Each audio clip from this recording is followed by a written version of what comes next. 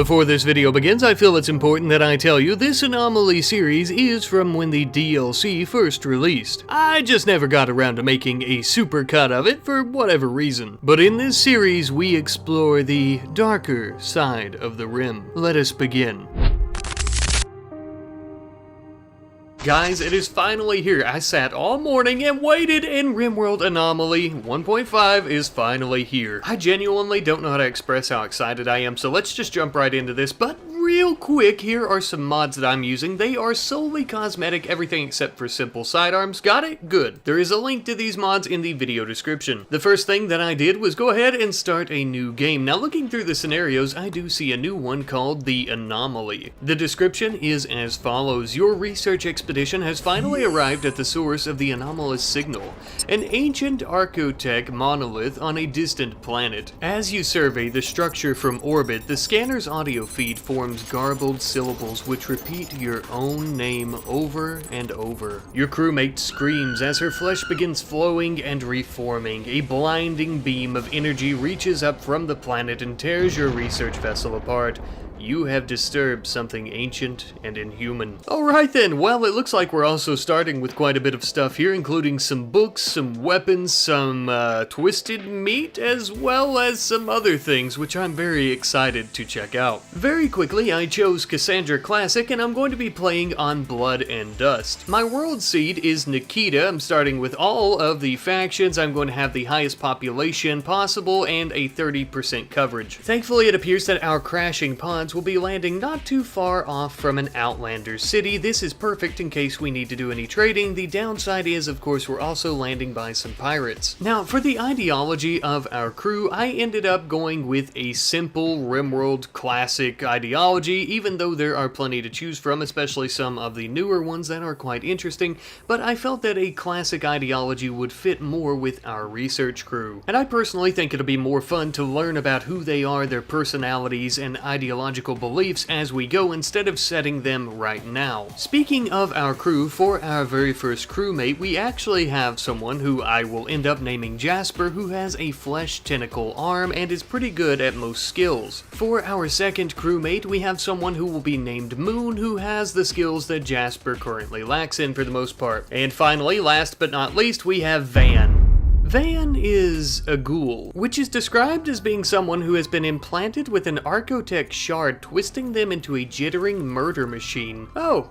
Well, that's neat. Just before we landed on the planet, we ended up getting our starting screen here, basically telling us that our mission was far from over. Somehow, I don't doubt that in the least, but right now our main concern, and only concern for the time being, is survival. The inhabitants of this planet, for the most part, are anything but friendly. We would quickly need to cobble together a shelter before nightfall. Not for us, actually, but more specifically for all of our resources. I would say that theft is more likely than someone killing us. Of course, though, we were sure to take a book break here and there to keep our minds sharp and entertained. During most of my playthroughs, I normally don't start with any resources, and I bring that up because I started digging into this hill instead of building a small wooden shack or steel shack with all the resources that we actually landed with. But even from a narrative perspective, I do think that this is still something that Moon and Jasper would do, as they are just scientists, not exactly architects or builders, so this would be the safest place for them to keep their resources. Before falling asleep for the night, the two of them would equip turret packs. To briefly give an explanation, these are battery-powered turrets that they could deploy from their backs at any time. Now, you may be asking yourself, why would they be wearing these before they go to sleep? Well, funny enough, that is because they are going to be sleeping outside on the ground. Now, I realize that seems a bit counterintuitive, but because the inside of this little cavern that we have dug out is very dirty and many of the items in there are very ugly, I don't want them to have that negative mood debuff. Besides, they are both armed to the absolute teeth, and we also have Van patrolling the area, and also standing over us while we sleep. I feel safer already. As the sun rose, we would begin filling our stomachs before beginning on the real work that we came here for, the monolith. We could feel its power irradiating the air molecules around us. We had to investigate further. Its surface was warm to the touch.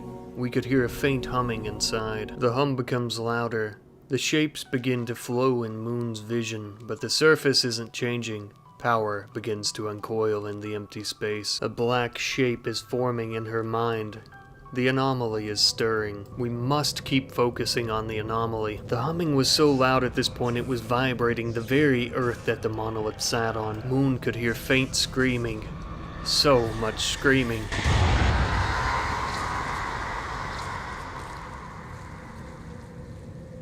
Well, that was something. The monolith has twisted and changed form. Moon was apparently overcome with a horrifying vision, and in an instant, she understood. This monolith is a doorway, just barely cracked open now. Something dark beyond imagination stirs on the other side, seeping into our reality. Our tinkering with the monolith apparently has caused a gritty fog that burns skin and smells ancient somehow to cover the entire area, and apparently invokes a sense of dread. While the monolith itself has definitely changed, I might even say evolved in a form. We also ended up having some harbinger trees sprout, which are apparently some gnarled trees that kind of look like flesh and eat dead bodies. There was also a little part about a tribal myth about a shapeless god who rules over an endless black ocean, but that part kind of scared me. Myth or not though, we are people of science, and my scientific opinion is that these trees, regardless of what they look like, will help us dispose of dead bodies, and thus they are very useful. I then spotted a message that said that we need holding platforms. Now I wasn't sure as to why that was, because I don't see any entities around except for maybe Van. Now I assumed that it wasn't talking about Van, but we had a holding platform, so I thought I'd go ahead and put it down and give it a shot, and of course I was right, it wasn't talking about Van. But I had noticed that the holding platform had a strength of 0 because it's outdoors, so I decided to put it inside for any entities that we do catch. Obviously, our next order of business would be a proper shelter for us to all stay safe and sound in at night, but unfortunately Jasper fell asleep just before this could be completed. We have had a very unique day though, so I can't say that I blame him and his strange twitching tentacle arm. I also spotted Moon asleep out here. Oh my god! Oh, my mistake. Actually, it turns out she's completely fine. She just fell asleep on a corpse. My bad. Sometime later though, after Jasper got up, he would actually end up finishing at the very least the bedrooms for he and Moon, and also almost completing the research room. And the two of them would also do a really good job of testing out their new beds. Now I know it might be a little bit hard to tell because of all the fog in the area, but it's actually daytime, so their sleep schedules are a little screwed up. By the time that Jasper had finally woken up, we had him begin working on our electronics, such as our battery, our heater, so on and so forth. Until our first entity revealed itself. Known only as a sight stealer, this twisted creature appeared out of thin air. It would seem that it has some form of invisibility, but we have a boomstick. This unholy son of a bitch was a lot stronger than he looks, and that's pretty damn strong.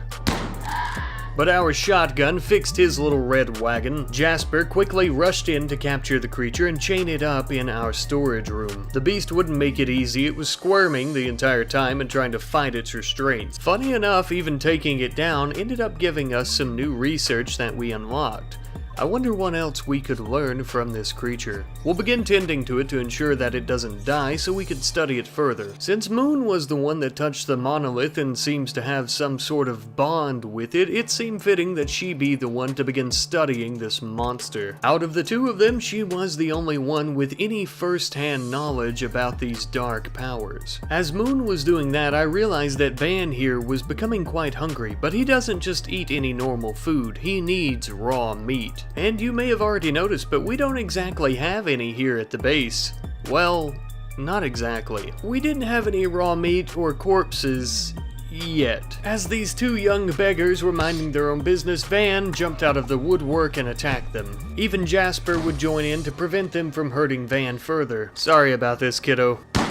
The other would attempt to flee the area, but was easily caught by Van. Now I know what you're thinking, Rat Knight, why would you kill them when you could easily kill some animals instead for the same results? Well, one, I don't like these beggars soliciting at our base, and two, it brought Van a lot of joy to eat them, and who am I to deny that from him? I mean, look at him, look at the big smile on his face. But now with Van's hunger satiated, I decided to begin some research into the anomaly. I would actually start with entity containment. The reason being, of course, course, we only have the one holding platform, so if we lose it, we need to be able to build another. Shortly thereafter, I spotted Moon studying the monolith once more, and it didn't really click in my head until I saw her having a beer that was the research into entity containment. It would appear, just like the monster we have chained up in our basement, that there is a time limit to how often you can actually study it. Because of this, I assume she'll have enough time to advance us further in the usual research tree, so we began looking into microelectronics.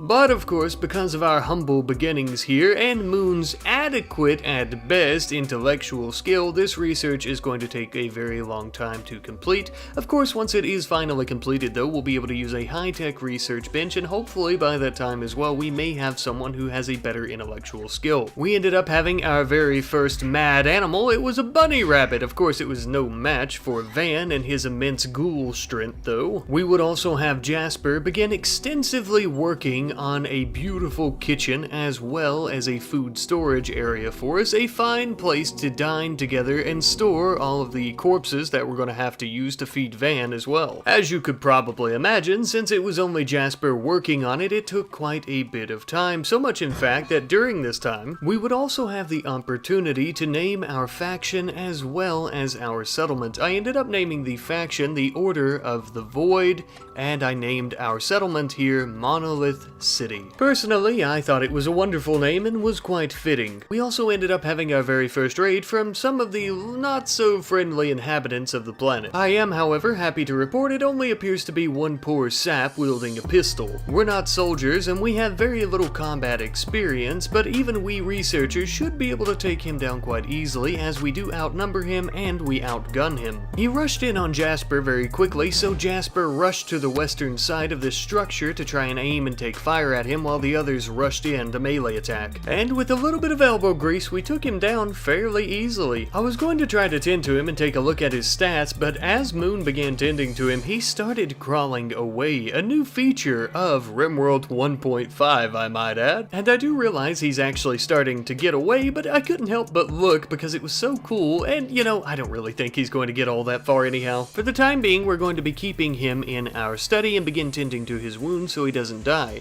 After taking a look at his stats, I realized that I really wanted to keep him around, and I also saw that he was a delicate wimp, and this would explain why he fell so easily to us in combat. But of course, I didn't want him as a fighter, I wanted him for that big brain. Better be getting comfy, pal, because you are one of us now. We would end up making him a proper room to stay in, increasing the chances of him joining us sometime soon, since it will help us decrease his resistance quite quickly. Though of course further improvement is definitely needed for sure. Either way, he seemed quite happy sleeping in a bed for a change instead of the research room floor. As mentioned previously, our researchers here decided that they wanted to give our faction and this place a name, meaning that they do expect to stay here for a very long time. On top of that, since there are winters on this planet, it would seem, we are going to need a stash of food so that we don't starve to death this winter. And a field of rice plants is the perfect nutritious meal that we need, and it's also very quick at growing, so that's a plus. At one point, somebody's transport pod must have went haywire and they ended up crashing in our territory.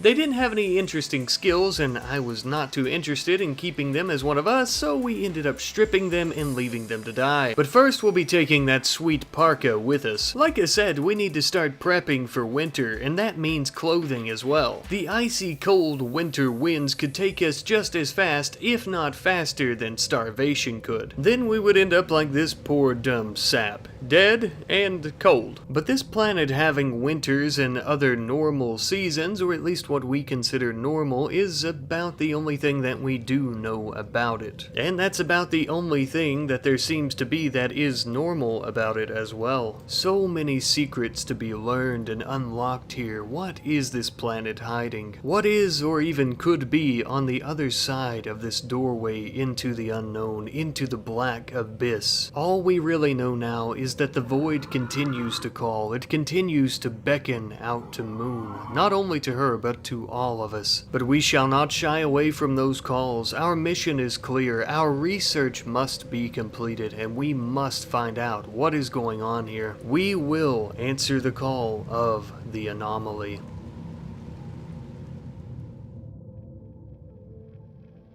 I want to thank you guys ever so much for watching today's video, today's first episode of the RimWorld 1.5 Anomaly DLC series. I'm just so excited, I'm sure you can tell, and it's probably annoying at this point, but I've just been so extremely excited for this new DLC and for the update ever since I heard that it was announced. If you guys have been watching me for a little while, you probably know I ended 2 of my series that were ongoing just because this was coming out so that we could do a series in the Anomaly DLC and in the 1.5 update. That is how excited I was, of course. And of course, I've been waiting around all day for this DLC to drop. I thought it was coming out around about noon my time, but apparently it was actually coming out around about 1 p.m. my time, so it looks like I was just a little bit off, unfortunately. No, not that that's too big of a deal, it's only 1 hour, but that is 1 hour that I could have spent playing and making this video, of course. This video is a little bit shorter than what I hope for these episodes to be. I'd like to shoot for about 25 to 30 minutes, if not more in some cases.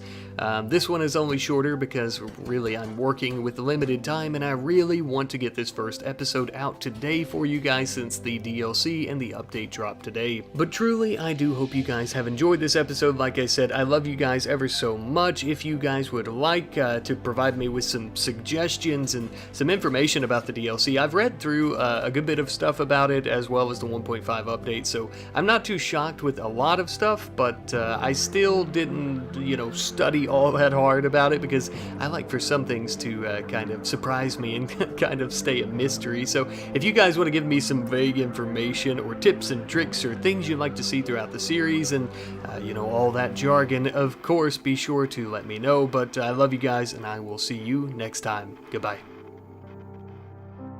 Hello everyone and welcome back to the RimWorld 1.5 Anomaly DLC series. Oh, we have ever so much to do today, my friends, so much to research and to discover, of course. But we also have a lot of progress that we need to make in terms of construction on the base, so one of the first things that we're doing today is deconstructing some old runes for stone blocks. During which time we ended up finishing our research into entity containment, meaning now we can actually make our own holding chambers. For our next research, we're going to begin working on Void Provocation. Essentially what this will allow us to do is use a ritual spot to provoke the Void and entities to come to us, allowing us to fight with them and hopefully be able to capture them and study them. Yet another reason we need some resources to build some pretty sturdy holding chambers. A bit later on, and we would actually use some wood to build ourselves a proper storage building. That way we can get all of our things out of that little cave that we had dug in the hill. We also ended up getting our very first harvest from our rice field, and I'm very glad that we did it when we did because there were a bunch of muffalo down there trying to eat them. We also had a wild woman who had entered the area. Of course, she's not associated with any faction or anything like that, but little did she know she was being hunted. An apex predator known as Van the Ghoul jumped out and startled her and began beating on her, hoping that he'd be able to kill her and eat her. Of course, though, Van needed a little help from Daddy Jasper. There we go, nice and tender from all those shotgun pellets. Looks like the Neanderthal lady was a little bit more than Van had expected. He's looking a little worse for wear, but at least he has a nice meal at the end of all this, I suppose. Later on into the night, we were moving all of our goodies from the cave we dug out into our new proper storage room when we got a raid from the Miasma Slickers. Nothing more than a foolish waster pirate carrying a wooden club of all things. We began preparing, and then I realized I hadn't read the letter correctly. Turns out he's going to prepare for a while, so he walked right by the base to go and try and plan out his attack, I suppose. But while we were waiting on the pirate to attack us, the fun never ends as we now have shamblers that have approached. Apparently shamblers appear to be some type of hollow husk of a humanoid, and basically they're zombies based on my understanding, but they're not infected or anything. They're actually powered by some type of dark entity. I don't really know. However, I would definitely like to know, and I think the best way for us to find out is by capturing one of them, or possibly two, or possibly all three of them, and begin studying them. But before we have the opportunity to try and capture any shamblers, we're going to have to deal with this pirate. He was trying to hit us over the head with his wooden club, and he was actually succeeding for a hot moment there until Moon stabbed him in his abdomen.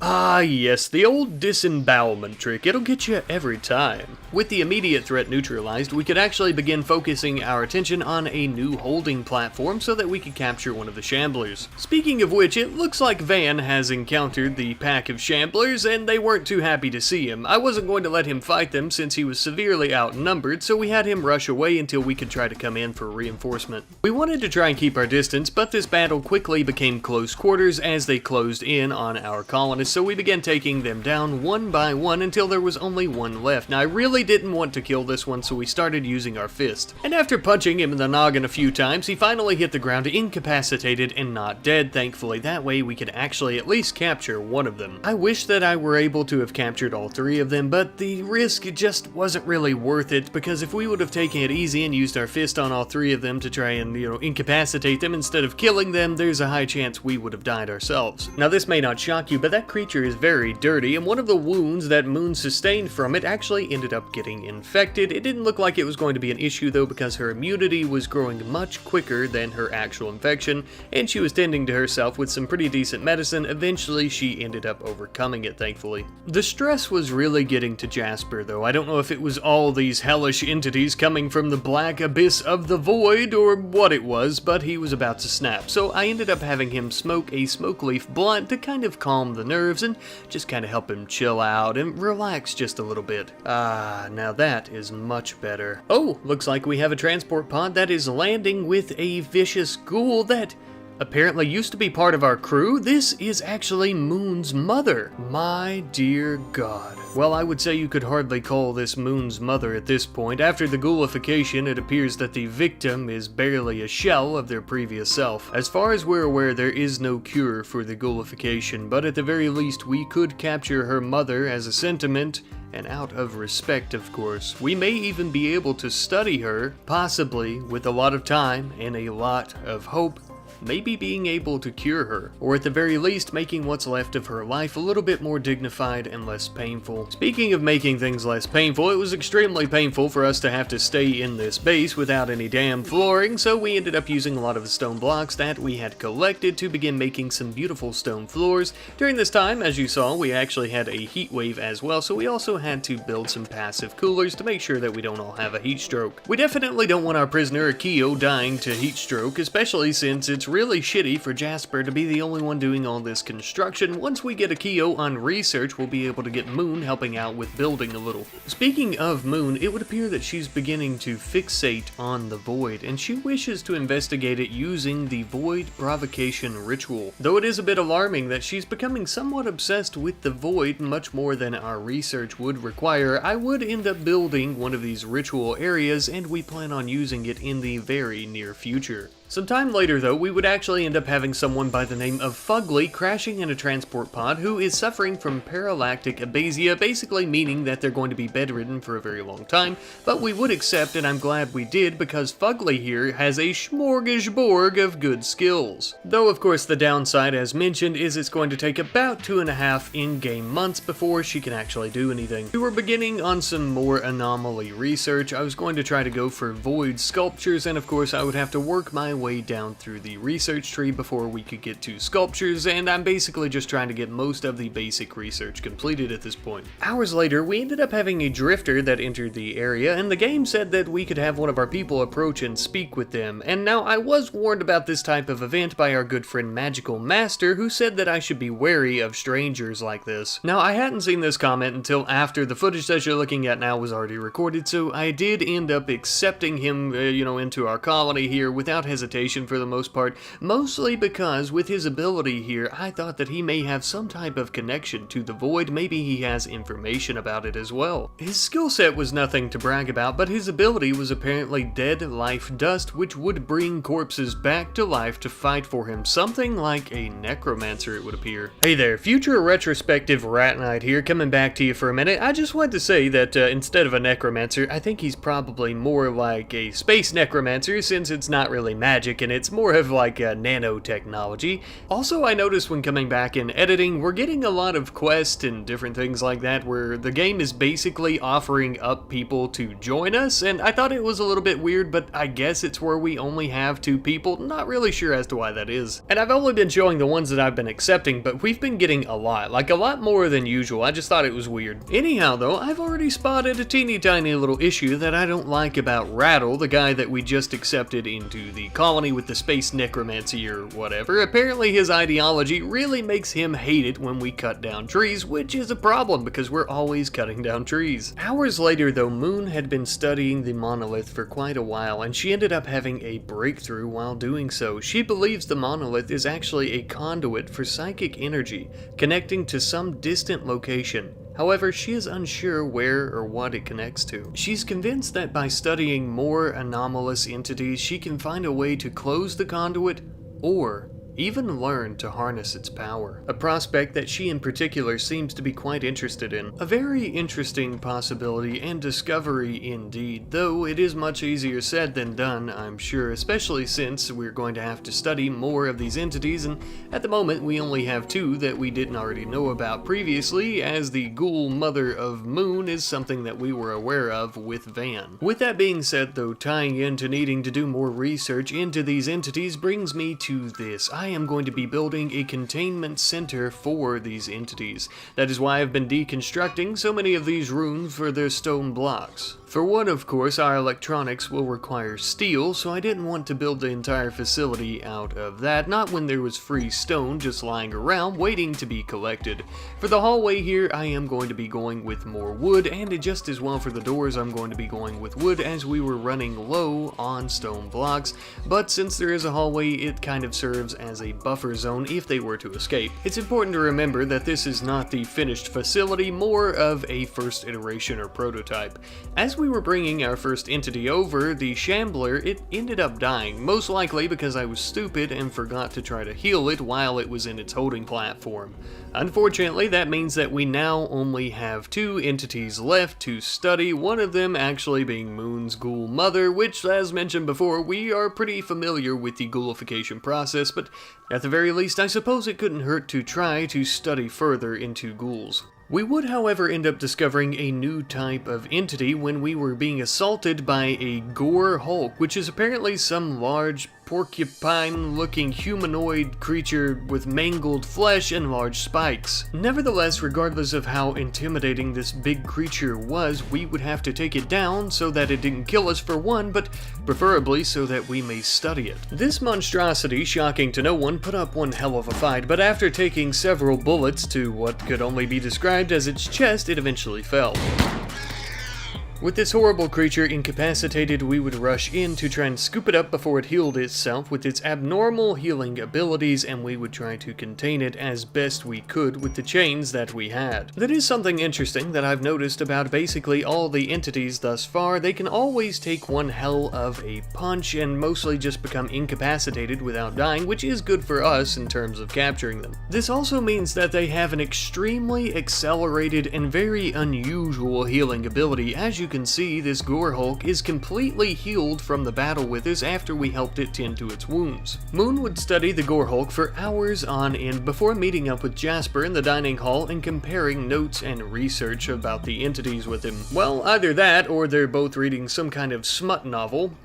We would end up using our vast, expansive stockpile of logs to finish up the flooring in our main living quarters here, mostly just finishing up the flooring in our research room, of course. It wasn't beautiful, but it was better than the dirt floor that we currently had. Though this peaceful time of construction wouldn't last long, as we had an entity trying to escape, our very first entity, I might add, the Sight Stealer that we captured in the first episode. It was at this point that if you've already left a comment from earlier telling me that I shouldn't have made these doors out of wood, I agree with you now. We cracked open the door so this big bastard could come out where we could get a good look at him. We shot him a few times, stabbed him a few more, and eventually we finally took him down and we would take him back to his holding platform. I really wish that there were a way so that we could name these entities. I'm sure I probably could use a mod or maybe dev mode, or I'm sure I could figure something out. So if you guys want to give these entities some names, be sure to let me know in the comment section. We would also end up receiving the quest about the fleeing damsel in distress from the Empire on this planet, but I decided that there really wasn't any reason that I would be interested in doing this, and I'm just going to avoid any of the Empire quests totally. However, then we ended up having the Deserter quest, and I thought, you know, I really could use another set of guns and or hands, so maybe we accept this one. I know most people think of this quest as a cheap way to get a pretty decent pawn, and I totally agree with you, but we are fighting cosmic entities from the void of a different universe, so I thought maybe it was fair, and also they're a hussar, or whatever you call that race, so that means that they have a drug dependency we're going to have to take care of, so it kind of evens out. Even though their stats are really good, or at least their combat and medical stats. I don't know, I think it's kind of fair. During this time, we had also finally recruited Akio, so we can finally get him doing some intellectual research for us, which will free Moon up for construction and other activities. But most likely, just as importantly, that does mean we also have another set of hands to help us take on this filthy Imperial champion that's hunting down our new recruit. We did our best to try and keep our distance and fire from afar, but the shield that he was wearing made it quite hard to get through to his soft and mushy little skin. As he was rushing towards us, we continued firing upon him, the shield basically absorbing everything we threw its way until eventually it gave out. With his shield finally overloaded, this was the perfect opportunity for us to lay a great big ass whooping on him. And thus we did, and with a puff of green smoke, he was no more. Well, actually, he was some ghoul chow for Van. You know, this actually brings me to my next point. This was mentioned in a comment by our good friend LazyBones378, who was saying that we may need to create a ranch to feed Van and any other ghouls that we get, and I think that's a good idea. You know, as for now, we've been putting all of our corpses as well out by these trees that eat corpses, and I don't really think that that's the best use of our corpses since Van will eat those.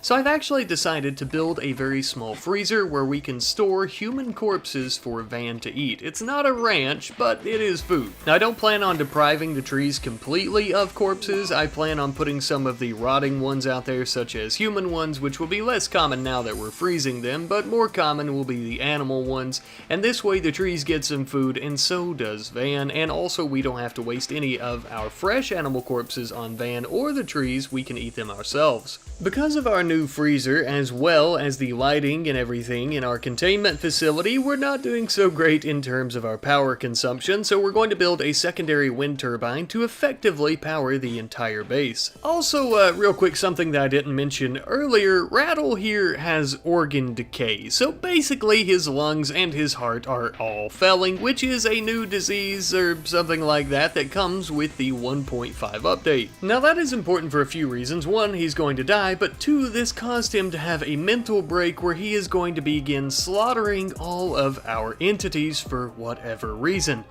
Unfortunately, before we had the chance to stop him, he rushed in on Moon's ghoulified mother and killed her. We would send Akio in to try and confront him about this, but he became aggressive with Akio and we ended up having to take him down. Since his organs are decaying, I had no interest in keeping him around. I thought about trying to kill him, but before we could do so, he started trying to crawl away.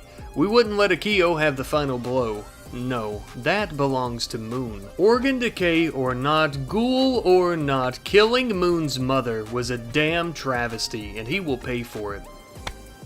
With one final thrust of the knife into his heart, Rattle was dead. Vengeance was served, but it wouldn't bring back Moon's mother. Not that there was much of her left to begin with. Truthfully, Rattle may have done her a favor, but that was not the intention of his actions. We were wrong to have trusted a stranger, but we won't make that same mistake twice. We would then continue making further improvements upon our containment facility, mostly just adding in some metallic flooring underneath the actual containment rooms and their holding platforms. Now this may seem insignificant, but we have very little knowledge about the entities that we plan on keeping in here, as we don't even know what most of them are, so we need to make sure that every square inch of these rooms are safe and secure as possible. We had also finally finished up our extensive research into microelectronics, meaning that we will now be able to create a comms console as well as an orbital trade beacon. Now that that's finished though, we're going to begin researching solar panels, which will also be a much more reliable source of energy. A source of energy that we're definitely going to be needing for the comms console and orbital trade beacon. After building them, I am going to go ahead and switch them off, as we don't plan on using them anytime soon, as we really don't have anyone to contact or trade with at this moment, but also because they use up a lot of power. Thankfully though, with Akio's wit, it didn't take us very long to finish up our research into solar panels, and we would actually end up building our very first not too long thereafter. And luckily this was also just before winter, so we shouldn't have any problem powering our heaters all throughout. As you can see, we are experiencing our very first snowfall since we crashed here on the planet. The winds and the snow are very cold, but not near as cold as what lies within the void. We had prepared quite well for wintertime, but something that we had still yet to prepare for were attacks. With how frequent raids have been lately, not to mention all the entities that have been entering the area, like the shamblers that got the drop on Van, I felt the need to actually begin building some proper defenses. I actually started building some large wooden walls in the southern section of the base. I would also end up building some leather sandbags and wooden barricades just to the east, that way we can shoot from this area and be somewhat covered. Now I know I'm building a lot of this out of wood, and that's mostly just because it is the most abundant resource near us. In the very near future I hope to replace this with either metal or stone blocks, of course, but for now this should offer some pretty ample protection against any enemies. Speak of the devil, it would appear that we have a sight stealer that's trying to throw punches with Van. This poor dumb creature has no idea. After studying the one that we have in captivity, we know exactly where its weak points are. Easy peasy lemon squeezy. There's still much to learn about these entities, but the more we learn, the easier they seem to be to defeat. The majority of them do seem to be organic life forms, which means that if we can make them bleed, they can die. Even so, after all of our research into these creatures and their weaknesses, of course there are still many that we don't know about, so it's going to be in our best interest to build some great defenses, or at the very least some mediocre defenses for the time being. Of course though, the entities are not the only enemies that we have to worry about. We still have plenty of pirates and other people on this planet who don't exactly want us to continue breathing. So I suppose it's a good thing that we've constructed ourselves a small fortress that we can live in now. Not exactly par for the course for your average research mission, but this mission has been anything but average. So much to learn here and so much to discover, but all shall be revealed in time.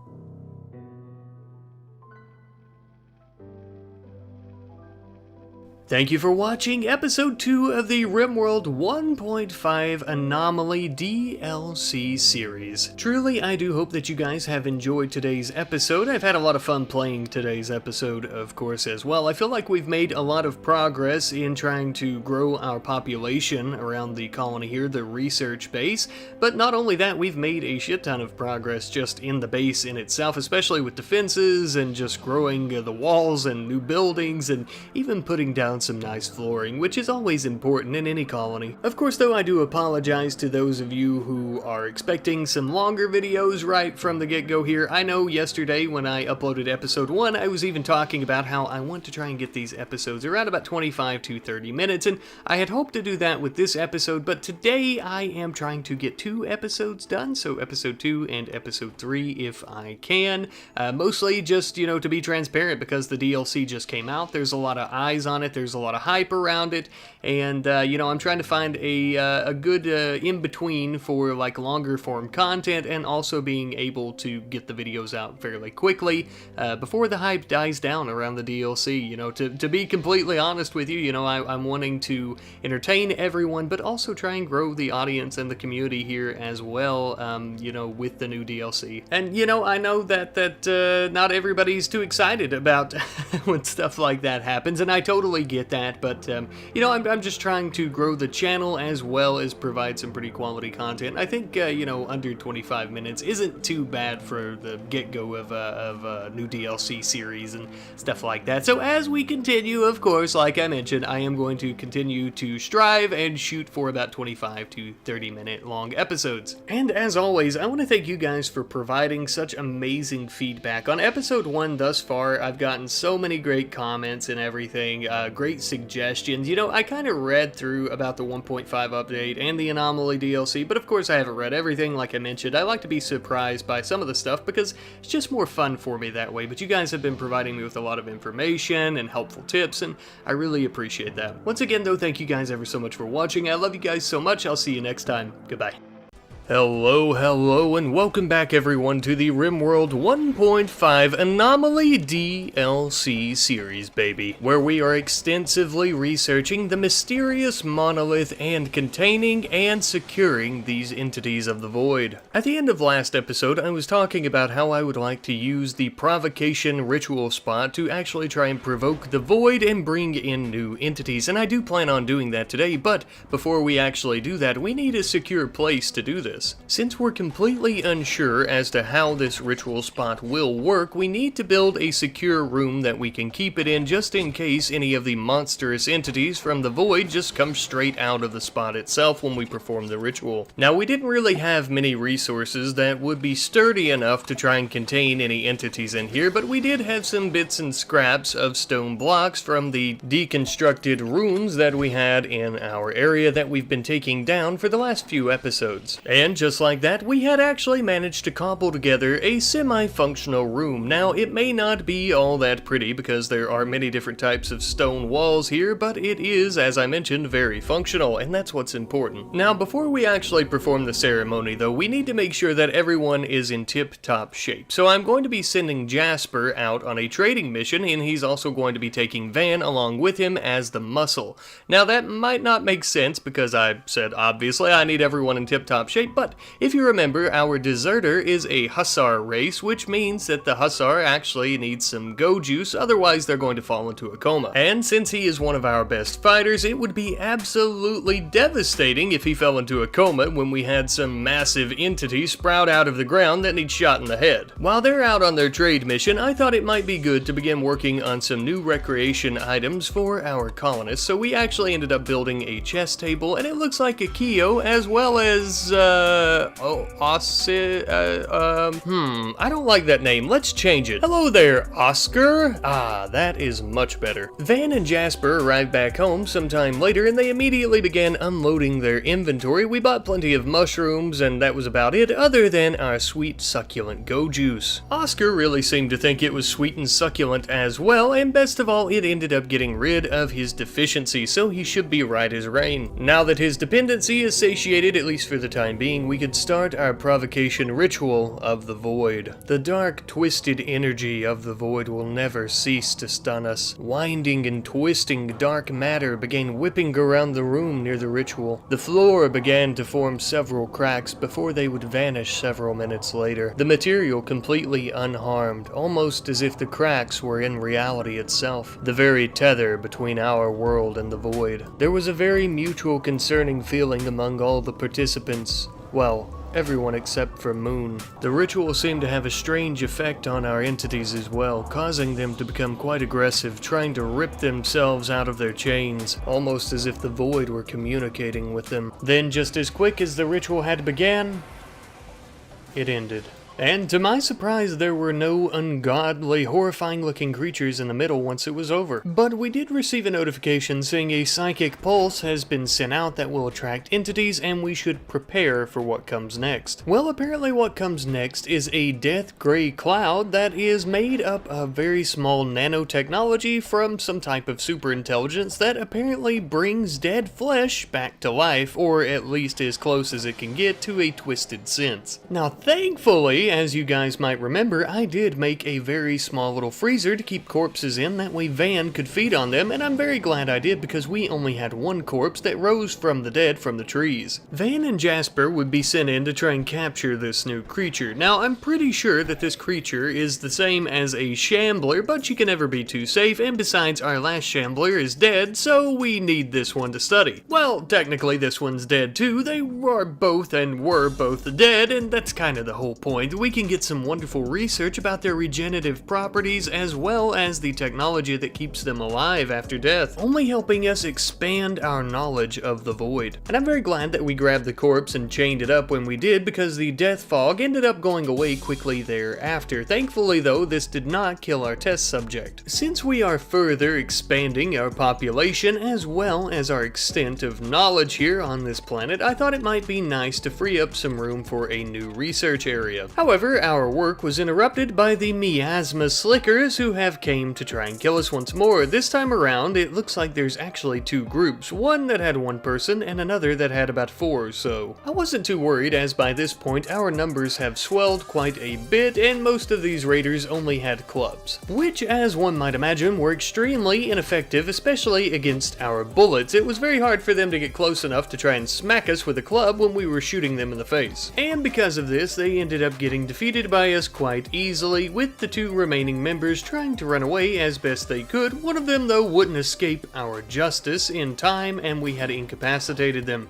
Another of them that was incapacitated would actually be taken prisoner and we would throw them in the hallway of our Anomaly Containment Center. Now, I will admit this probably isn't the most ideal spot to go about trying to recruit someone, but I would think the fear of these entities might help keep them in line. And you may remember the one raider from earlier with the tox grenades. Well, I didn't. I actually forgot about them, but luckily Van took them down pretty quickly. Thanks, buddy. And yes, you can eat him if you like. Now that that's finally over with though, we can get back to business and making a brand new research room. Not only will this be a research room, but it will also be a luxurious room where we can enjoy many forms of entertainment, as long as those forms of entertainment include reading books and playing chess, and that's about it. However, the most important part about this new room, of course, is our high-tech research bench, which should make it easy peasy lemon squeezy to finish up research on gun turrets. While we were working on that though, we ended up having a squirrel self-tame. His cute little fella is named Squirrel 1. If you guys have any names for him though, be sure to leave them in the comment section down below and we will name him. We ended up building him a nice soft bird leather bed here in Jasper's room, and I think I will let Jasper be his owner for no particular reason. He just looks like he might enjoy a squirrel with his little flesh tentacle. But hey, would you look at that, we actually finished up our research into gun turrets. Now this brings me to our very first construction of said turrets, which is going to be in our containment facility in each individual room actually. Now of course I wish that this were my idea, but nay, this was an idea by our good compadre Edge0126, who suggested that we put a turret in each individual room of the anomalies. In case they begin to break out, we can hit a power switch which will actually activate the turrets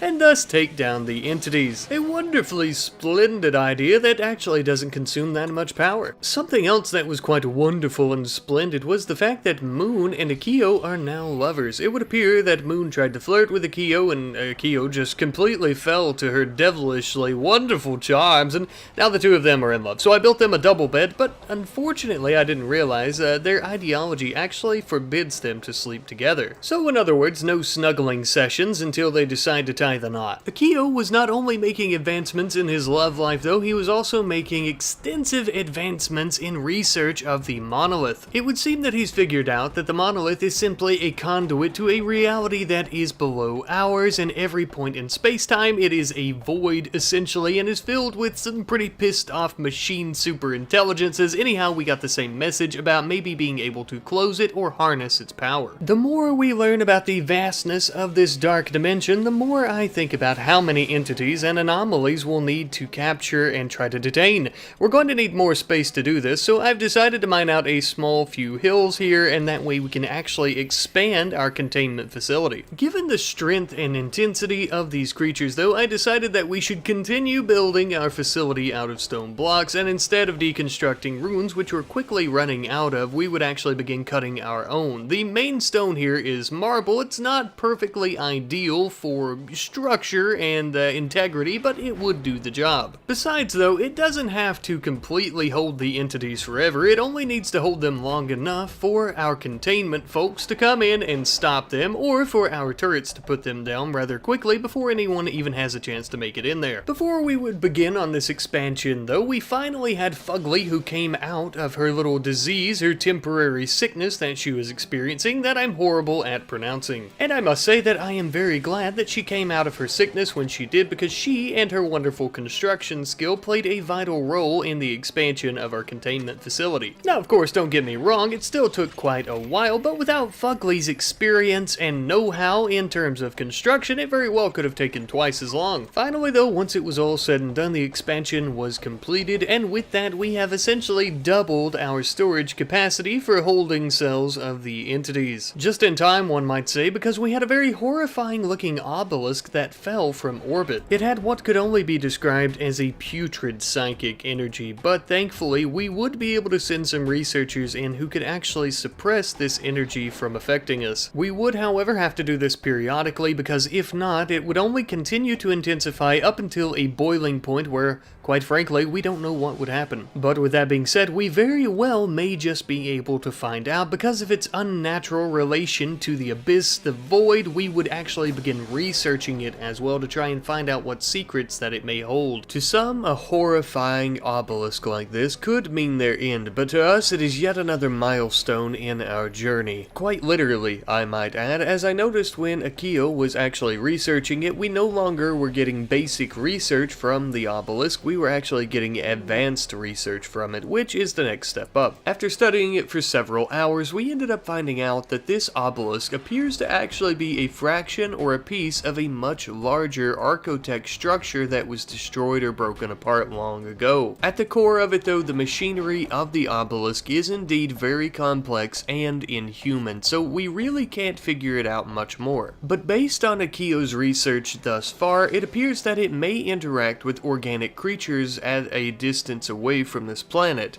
It may be some type of communication device, though I'm not very sure. Well, either way, we'll continue studying the obelisk for more information, and maybe we will be able to use it for our own good. In the meantime, however, we still have some construction projects that I would like to complete, such as making some nice flooring in our kitchen and dining room. Though I'm afraid to say this didn't last very long, as we were interrupted by a raid from the Exodus Empire. It would appear that there are only 3 Imperials who are quite heavily armed, though they seem a bit confused on where they're going. One of them went to our southern walls, and the other would go to our eastern entrance. This young fellow was trying to break down our doors at the southern wall, but eventually gave up and went to where his friends were. A foolish move on his part, as his friends were getting promptly pelted with bullets. Though, given the fact that one of them has a charge rifle, they were actually putting up one hell of a fight. Once we took her out though, things were much easier. Kinda like shooting fish in a barrel, one might even say. You know, if the fish were highly trained elite Imperial soldiers and the barrel was the open forest. But I digress. It would appear that we have won the battle. Unfortunately, their death acidifiers prevented us from getting that charge rifle, but we'll take what they have left. And I'm quite happy to report that nobody ended up dying, even though they were somewhat severely wounded. Nothing a little bit of herbal leaves from good old Mother Nature and some elbow grease can't fix. Though I must admit, it appeared that Jasper was having a hard time with everything, from the stress of the battle to the pain from his wounds. It would appear that he was having a tantrum, and he started beating the shit out of anything he got his hands on with his shotgun butt. I'm just thankful that we're all A-okay, but something tells me that Imperials are going to be the least of our problems, given our mission on this planet and our line of work. Now by this point we had finally recruited Fernand into our ranks, so we sent him into the storage room to equip some weapons as well as any apparel that he'd like. Not only were we happy to have another set of hands that could hold a weapon, but we were also happy because of his construction skill and other skills that would make him very useful. His first task was to build his very own bedroom, as well as improve upon Fugly, who is essentially his neighbor. We were also running a little bit low on steel, so we started mining out some small ore veins, as I wanted to make some other improvements to the base overall, like a walkway / road that would go underneath the wind turbines. Good enough for us to walk under them, of course, but also this will prevent trees and other large vegetation from growing and blocking the wind from the turbine. We also finally began on our very first advanced research into the anomaly, advanced psychic rituals. This will end up unlocking shard beacons. Now these shard beacons, when used, will actually increase the chances of us having a positive outcome in our rituals. Not necessarily a positive outcome meaning that there's going to be something good that comes from it, but I essentially just mean the expected quality of said ritual. So of course we don't want it to be a bad ritual, we want it to be a positive one. We would also end up starting on a major project here at the base. We're going to be digging out a very large section of this mountain so that we can continue expanding without having to move our defenses further out, because I kind of like the current placement of where our defenses are, and naturally the only place that we can really expand to is inside these mountains. Now even with that being said though, I didn't really know what I wanted to build down here. I mostly just wanted to get it dug out in case we ended up wanting to build something. However, on the contrary, in this small section you're seeing right now, I did want to put a very small prison to get us started. We ended up getting it completely furnished, and we would use many of the stone blocks that we made from the chunks from this mountain section to floor it as well. As they were working on that project though, I noticed that we had an Imperial outpost that wasn't too far from the base, so I would end up sending out a very small caravan to try and take them on. With Oscar's inside knowledge of the Imperials, he told us that there should only be about 1 or 2 soldiers there and maybe a few gun turrets, so we should be able to take them down, I think. As they're traveling to the Imperial camp though, I wanted to mention that I noticed Akio having a mental break. It would appear that he's having insane ramblings. I believe that this very well could be a byproduct on his psyche from studying the Dark Anomaly. At some point, we very well may need to begin researching Akio himself, but that is an issue for the future. As for right now, we have an Imperial encampment that we need to deal with. From a distance, it would appear that there is only 1 soldier and no gun turrets to our surprise. Though the Imperial soldiers are very elite and very well trained, that is something to keep in mind, but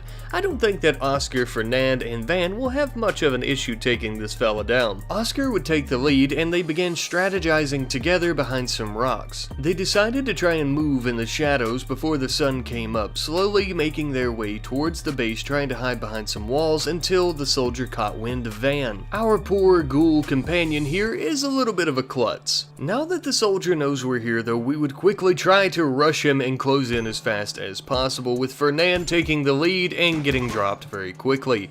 Thankfully though, Van and Oscar managed to take him down, and he began trying to crawl away before Oscar could strip him and finish him. After entering the camp and finishing off this soldier, it was true, there was indeed only 1 soldier here, but that does worry me because if they only have 1 guy guarding all this, there's probably not too great of items here. We would instruct Van to go all throughout the camp looking for said items to see what he could find, and indeed there really wasn't all that much here except what the soldier had on him and some of these Neuralink things. Nothing we were unfamiliar with except for the soldier's rifle, which was a Hellcat rifle, I believe, and actually had an attached flamethrower which was called a Hellcat burner. Things were not looking so great back home though, as we had a Shambler assault. I believe it was 7 or so Shamblers had appeared in the area, and they began hunting down our colonist. The Shamblers refused to go towards our defenses where the open entrance was, and instead began beating on our walls and our doors to try and break through. Now this could be seen as the unintelligent decisions of a shambling corpse that's barely even alive, but I think that it was actually an intelligent decision on their part, as our defenses would have definitely taken them out very quickly. Though definitely not a conscious decision. After they broke through our doors, we began firing on them and killing one of them as a baby skeleton was running right at us, and eventually though we had finally managed to take it out as well. These 2 were the least of our worries though, as the rest of the Shambler pact had ganged up on one specific section of our wall, and eventually we helped them break through so we could get this over with. Now a moment ago I said that it was a very intelligent decision on their part to avoid our defenses, and I thought it was, but this time around they didn't avoid them at all, and they hit several of our spike traps, which made it quite easy for us to finish off the remaining few.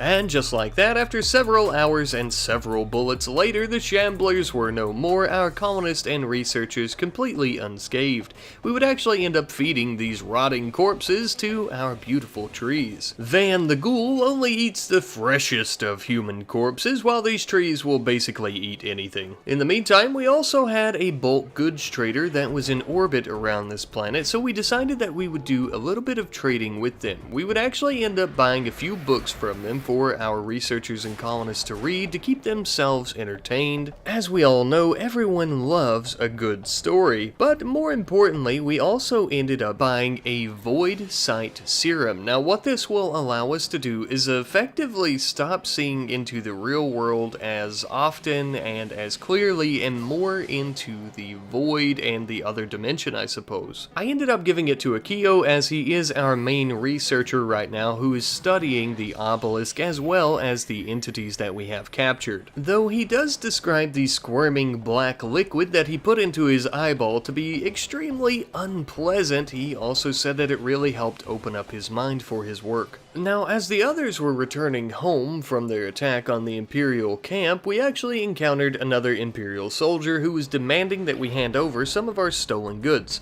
Of course we refused though, and we would meet this fool out on the battlefield. It was a fairly simple and quick battle. We sent Van in, and with his ghoulish paws, he literally ripped this soldier apart until there was nothing but a green mist. And now with the ambush completed, we can finally have them begin returning home once more. After some time, they have finally arrived back home, immediately going towards the storage building. That way they could drop off all the things that they had collected in their travels. Now, I will say our researchers did find those psychic neuroformers quite interesting, although they don't actually connect to the void or the anomaly, so we're not really all that interested in them. We did begin building some brand new floodlights, which is a new item that was added with the 1.5 update, and they actually look really good. They kinda look like street lamps, so that's what we decided to use them for. We would also begin improving our defenses though, tripling up on our walls, with 2 walls being of wood and the 3rd outer layer of wall being made of marble, as we just had so much stone lying around at this point.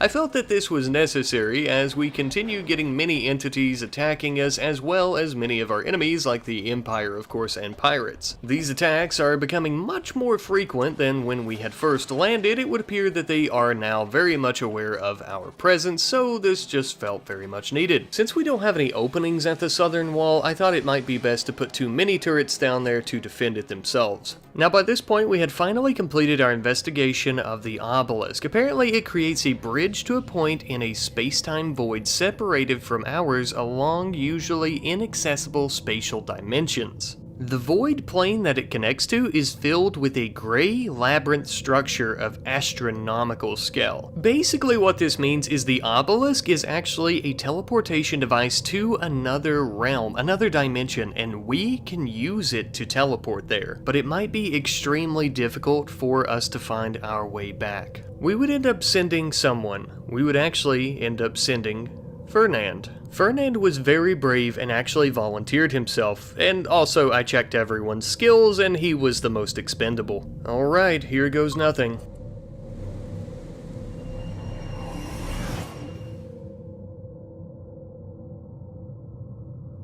Oh man, this place is definitely a gray void, and it also appears that it very well may be a labyrinth, just as described. Don't worry, Fernand, we'll try and get you out of here as soon as possible. We just need to try and figure out which way to go. Hello everyone, and welcome back to the RimWorld 1.5 Anomaly DLC series. As I'm sure all of you remember, at the end of last episode, we had Fernand who teleported to a gray, shapeless room in a massive labyrinth in a endless void.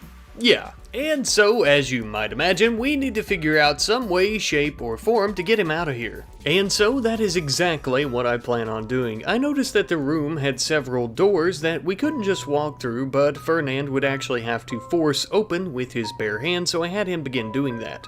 We entered our next first room here, and it had a massive, endless pit in it.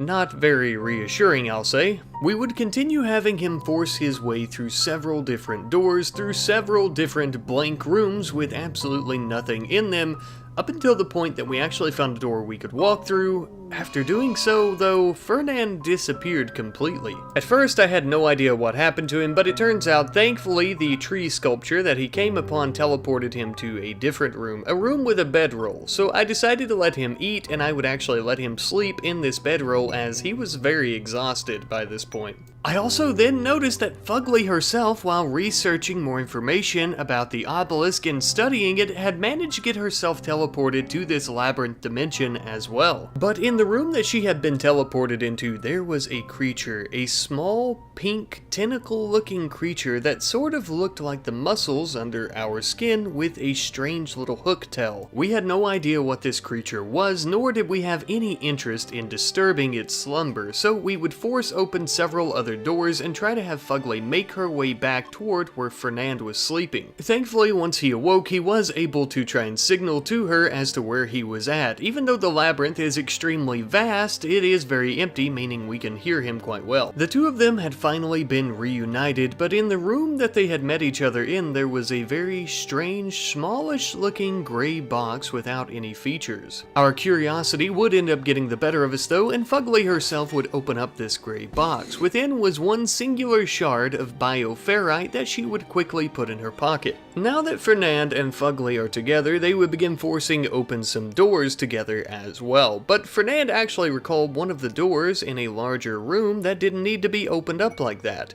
We were able to walk right through, and after we did, we found an identical obelisk to the one that had fallen near the base back home in our own dimension. Along with it, there appeared to be two more gray boxes as well. Now, we could have went through and searched more of this labyrinth, but we didn't have a lot of food, and I was worried about the two of them getting stuck or killed by one of those creatures. So instead, we would actually opt for opening up these boxes and then going back home. And one of the boxes was what was called a Juggernaut serum, which essentially seems to be an injectable serum that will actually give us extreme strength and endurance. In the other was simply some more Void Sight serum, which we saw last episode. Now with that completed though, we need to get back home before something bad happens. Thank God, it would appear that our colonists have returned back home, but after they returned home, that obelisk completely disappeared. It also appears it may have returned some other creatures as well. And so it did. The strange, fleshy, muscly little tentacle dog thing that was there in the labyrinth with us has actually entered our dimension. I sent some of the colonists over and they actually would beat it down very quickly so that we could try and capture it and begin studying it. Yet another entity to help us try and further our understanding of the void. Even though it's not very friendly, we managed to get it chained up, and then we would have Akio begin trying to look into its origins as well as its genetic makeup. I would think it goes without saying that this creature's biology is probably much different than our own. After our little trip to the labyrinth, we ended up having a new option with our monolith. We could actually attune it. This will attract new and more dangerous entities. We couldn't resist the chance, so Moon went directly in straight after that to begin doing so. And the monolith actually seemed angry. The attunement caused the monolith to grow and twist and warp once more. Once this happened, Moon caught yet another glimpse of what lurks beyond.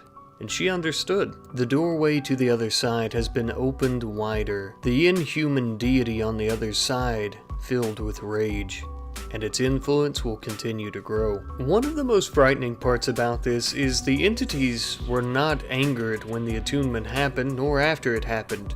They actually seemed extremely skittish and very anxious, all except for the little flesh dog that we had captured.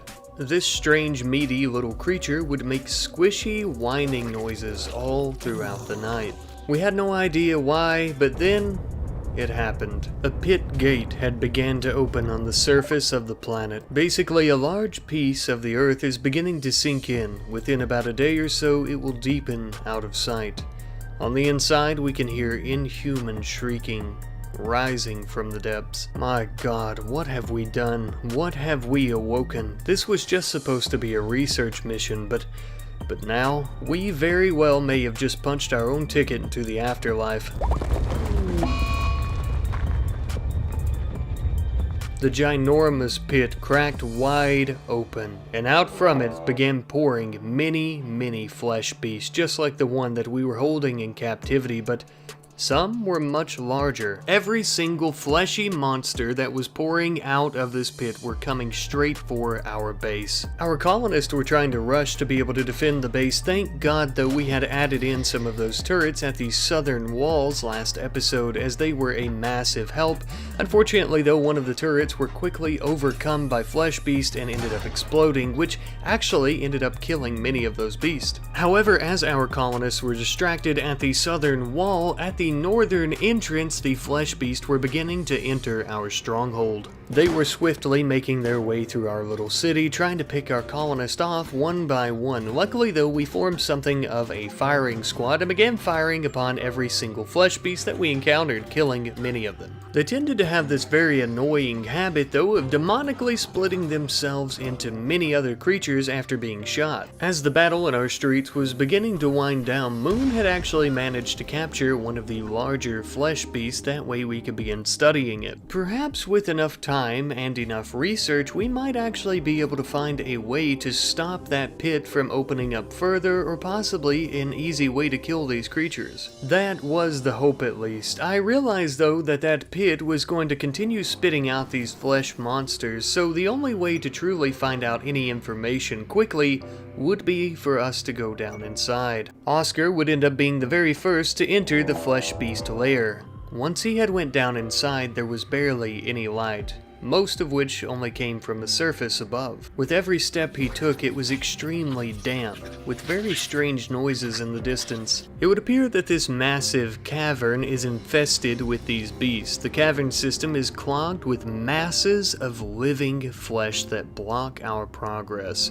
We can attack them to destroy them, however, to make our way further throughout the caverns. Because of how dark and dense this cave system is, these caverns feel literally endless. The labyrinth from before felt like purgatory, but these caverns feel like hell. I didn't want to make a lot of noise in the cave system and stir up any more of those flesh beasts than I had to, so I only sent Akio and Van as reinforcements for Oscar down here. Of course, because Akio and Oscar have the best shooting skills among all our people and the best rifles, and just as well, of course, Van has the greatest melee skill and has his unnatural ghoulish strength and healing. Well, I guess it's time for us to make a little bit of noise. At first, we began shooting at the flesh walls, but this seemed kind of inefficient and also ineffective, so we began just melee attacking with our knives and with the butt of our rifles. Some of these meaty, bloody structures were actually beginning to drop some twisted meat, which didn't look too appetizing to us, but Van really seemed to enjoy it, so that's a plus. We continued slashing, crushing, and stabbing our way through these fleshy, bloody meat bags. However, we were beginning to meet some resistance from the little monstrosities that lived within. I began to wonder if this fleshy mass, these walls and these flesh bulbs, were some type of hive mind. I didn't have much time to ponder though, as these creatures began ganging up on us and taking down Akio, who then would have to begin crawling away as we provided some cover fire, and Van was taking one hell of a beating. We would begin healing Akio, which would actually allow him to get back up pretty quickly. I don't think he fell due to many injuries, I think he simply fell because of his wimp trait. We would allow Akio a moment to eat, as well as giving Van some additional time to heal his wounds before we moved on. As they say though, there's no rest for the wicked, so we would have hardly any time for Van to heal his wounds before we continued our holy crusade through this putrid place. But beyond this dense cluster of walls, we began to hear many squirming sounds. It sounded like hundreds of these small creatures running all over each other. If Oscar's theory that this biomass is indeed some type of hive mind is correct, that means that whatever is beyond that wall very well may be our best chance at shutting down this whole system. We began ripping, burning, and tearing through those walls, and what we found on the other side was shocking. This, my friends, was a dread meld. This is an abomination, an amalgamation, and a coagulation of several of these smaller flesh beasts all together to make one large lumpy mass. And it also seems to have some type of psychic connection to the entire cavern system. If we can kill it, the entire pit system should cave in on itself, though I have a sneaking suspicion that's going to be much easier said than done. Fire and bullets seemed to be quite effective against the beast, but it was easily pushing us back. We were trying to run away, throwing down our turrets, just as well as using our Juggernaut serum. We would have to take any advantage that we could because we were severely outnumbered down here, and their numbers were only increasing. Oscar would have to double back around and try to help fight off this small pack of finger spikes from taking Van. After that was done, it was the perfect opportunity for Akio to inject some of the Juggernaut serum. The Dread Meld would continue coming though. Around about this point, I realized we needed reinforcements, so I had all of our colonists on the surface begin making their way towards the pit for a rescue mission. These fleshy monsters were really beginning to corner us though, as we were running out of places to try and hide and take fire from. As the fighting continued, I realized that they had Van totally surrounded, but by then it was way too late. Van was gone and we continued running, but by this time our colonist on the surface had heard our distress signal and had finally made it on the inside. Reinforcements were finally here, but would it be enough? We were still having issues with all of these flesh beasts chasing us down and pinning us into corners. Even with more firepower, this giant dread meld was so powerful. We would make our last stand here at the entrance in case we need to try to get out as soon as possible, and it's a good thing that we did, because a few more blows later we finally killed the dread meld. But when it broke apart, it turned into several smaller tough spikes that were chasing us through the cave system once more. Could this be it? Was this going to be our end? We were truly cornered now. With our backs to the flesh wall, this would indeed be our last stand. We were becoming overrun with these monsters. Many of our members succumbing to pain, trying to crawl away as best they could for help. Even after we had managed to take down the last tough spike, we were having some major issues. The majority of our forces were incapacitated, meaning that we would have to try to heal them before we took them out to the surface. But the problem is, this cave is becoming much more unstable every second that we're here. Akio and Oscar would be the first and the only to begin carrying people out of the cave system. I was wondering how they were still standing after all this, and how we weren't all just laying down here about to be crushed to death by the imploding cave. Something tells me it's a good thing that we took that Juggernaut serum earlier when we did. It appeared that we still had some time left before the cave would fall in, so we had all our people out. I decided to send Oscar back in to pick up some of the weapons, just as well as go around to some of these large flesh sacks to look for any items they may have within them. But there was nothing too interesting, or at least nothing interesting enough that I thought it worth the chance of getting crushed. But with very little time to spare, we would be sure to grab Van's poor body as we left the cave system. He was more than just a ghoul to us. He was our friend, and he was taken from us by this awful, hellish place. After experiencing this, Oscar and Akio have a newfound hatred for the Void, the Anomaly, and everything in between, and we couldn't wait to see these bastards crushed by the implosion. That's right, you little bastards. Squirm. We had sacrificed so much going down there. Our sanity, our bodies, and even our poor friend. Needless to say, morale was a little bit shaky and/or dampened at this point. Many of our members, as they were crawling back home or limping, were beginning to wonder if this research mission was even worth it. Are the infections that Fugly is beginning to suffer at the hands of those disgusting monstrosities even worth it? Why is it that we are the ones that must secure and contain these beasts? Poor Moon was having some type of horrific hallucinations after experiencing that, almost like a PTSD of some sort, but it seemed much worse than that. Though we have experienced something extremely horrendous, it is time for us to at least try to get back to business as usual. Now, last episode, I asked you guys for some names for our entities as well as our squirrel, and we have a great name suggestion by our good friend Monkey Man Sucks, who gave me a wonderful compliment. Thank you, sir. And also gave a wonderful name for the squirrel in the name of Moonshine, which I do really like. Moving on to our entities, we had plenty of name suggestions, all of them wonderful, but we have one here by Angel Baby 12161, who is saying that we should name them in order, essentially SCP-001, SCP-002, SCP, well, I think you get the gist there, and I do think that's really wonderful, and I think as a research team that's something we would do.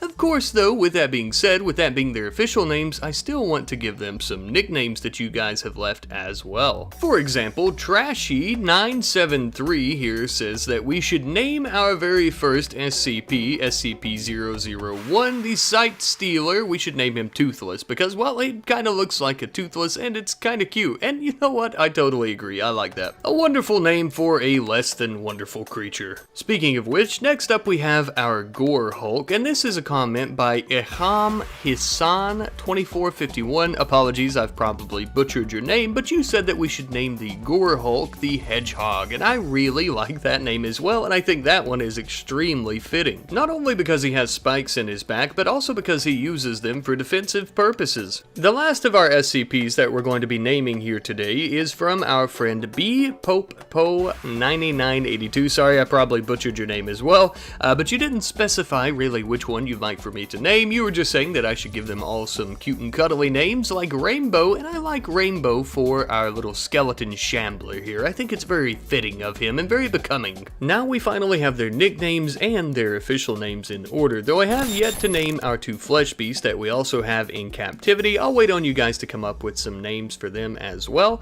but we have Toothless, Rainbow, and Hedgehog, which is SCP-001, SCP-002, I think, for Rainbow, and SCP-004 for Hedgehog, unless I'm mistaken. And I very well could be, but Rainbow is a shambler, which was our second capture, I think, and then we captured the ghoul mother of Moon for our third, I believe. Since the passing of poor Van, we no longer really need our human corpse freezer here, so we're actually going to be repurposing it into something of a very small makeshift workshop for the time being. As we were doing so, we ended up having a mechanoid cluster that dropped in the southern section of the territory, not too far off from where that massive pit gate was previously. This also helped me realize that we had just completely forgot, I guess, to bring Van's corpse into the freezer, so he was just laying out there in the sun. And that is not a proper resting place for our honorable companion, so we would end up building him a marble sarcophagus, going and getting him and burying him. His sarcophagus, of course, was imbued with some artwork. There's an engraved portrayal of Van cowering with an epic expression.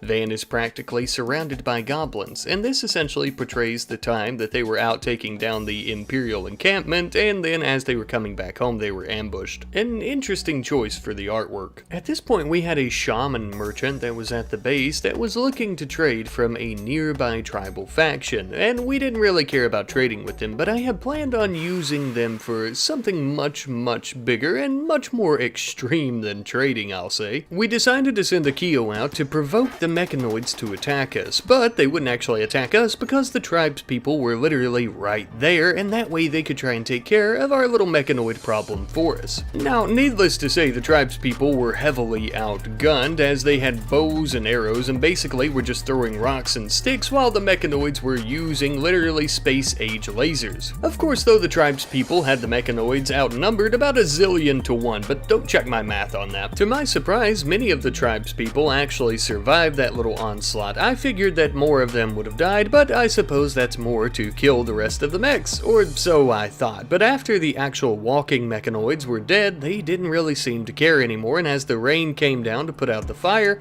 it looked like we were going to have to finish off this issue ourselves. So late into the night, as the moonshine came through the foggy rain clouds, we began approaching the mech cluster. We took a position behind some stone, that way they couldn't see us, but we could see them, giving us the advantage here where we could fire upon them without any issue of retaliation. We took out the big turret first, and then after a while we would finally take out the little mini slugger turret next. And just like that, no more mech cluster. Now with the threat neutralized though, a few days had passed, and I decided that I was going to begin walling in our massive obelisk as well as digging out the surrounding mountain around it to just try to open it up a little bit more to make sure we have some more room. Almost like we're trying to contain it, kinda like we do with the entities that are related to it. But you may be asking yourself, Rat Daddy, why are you doing that? A little weird. Well, this is actually because I saw a comment from our good friend Katie Kampf 1779 who was saying that we need to build a wall around the obelisk because something will eventually come out of it. Now, I haven't really researched into this myself, but that warning was enough for me to try and wall it off just in case. We had a blight in our rice field, so we were trying to get rid of that, but if you think that's bad, bad, guess what else happened? We ended up having a flesh beast attack, which was, well, it wasn't exactly ideal. I assume this little burrow here may be some of the ones that were crushed in the larger pit who have somehow managed to survive. I don't know really, but if I had to guess, I would say that this will not be the last time that we're going to be having these little spurts of burrows pop up where we have to try and destroy these abominations. Thankfully, with our combined efforts, we managed to take them down fairly easily. Nothing a good old 12-gauge shotgun can't fix. After defeating all of the fleshy monsters, we would send Fugly up to go ahead and cave in their little burrow that they built and fill it in with some dirt. There we are, good as new. But with that, my friends, we are now winding down to the end of the episode here, and I want to thank you guys ever so much for watching today's episode, and thank you for supporting me as well as this series. It seems like everyone is really enjoying this series a lot, which is really awesome because I'm having a lot of fun with it as well. And of course, you know, as well with the new DLC and the 1.5 update, I always like new things, and I was kind of worried that Anomaly wouldn't be all that. I know a lot of people really don't like it all that much still, but I don't know, I'm having a really good time with it. But of course that could just be because I get to spend my time playing it with all of you amazing people, of course. But, you know, with this episode today, I feel like we've made a lot of progress. We managed to take down the massive pit hole thing, I've already forgotten the name, but the massive fleshy mass creature pit. And we destroyed all of them, which was very shocking to me that we even managed to make it out of there alive, so pretty proud of myself there. I'm gonna pat myself on the back. But I hope you guys have enjoyed once again. I love you guys ever so much. I'll see you next time. Goodbye. Hello everyone, and welcome back to the RimWorld 1.5 Anomaly DLC series. I'm ever so glad you guys could join me once again here today, my friends. We have much to do and much to accomplish. One of the first things that we're going to be doing is digging Van up out of his sarcophagus. A little strange, I understand, but allow me to explain why we just grabbed our rotting friend and took him all the way to our freezer. There is actually a ghoul resurrection serum. This will actually allow us to resurrect any ghoul that we like, as far as I understand, and I had no idea it was even a thing when Van died, so here we are. Of course, I didn't discover this on my own. No, this was brought to my attention by our good friend Gobbo Girl 713, so thank you very much for that. You've basically saved Van's life. Well, whatever's left of him, at least. As he's been sitting in the freezer for a moment, it looks like the remaining bits and pieces of his skin has decayed. Based on the description of the resurrection serum, I don't think that's going to matter too much, but I did try to prevent it just in case. Worst case scenario, we just bring him back with no skin. Or, well, I guess worst case scenario, we can't bring him back at all, which would suck. This ghoul resurrection serum, though, is part of the advanced research, and we don't have too many advanced things that we can study to get those points, so it will take a while. In the meantime, I'm going to be building some new roads to ensure efficient mobility, and sticking with that theme, I'm also building some auto doors through our ritual room of the containment facility just to make access to the outside world a little bit easier. We would then end up having a weapons trader in orbit around the planet, and even though we are a research mission, as we've seen time and time again, we need to be able to protect ourselves, so we ended up buying a few items. We bought a charge rifle, a cataphract helmet, and a prestige recon helmet as well. Since Oscar was an ex-Imperial soldier, he was well versed with the charge rifle, so we ended up giving him that weapon as well as a cataphract helmet, and Jasper could take the prestige recon helmet. Akio would have been a better fit for this, but his wimp trait makes it useless. A bit of time later, late into the evening, we had a high mate named Wise fall from a transport pod in the sky. We decided that we would capture her and actually begin trying to recruit her.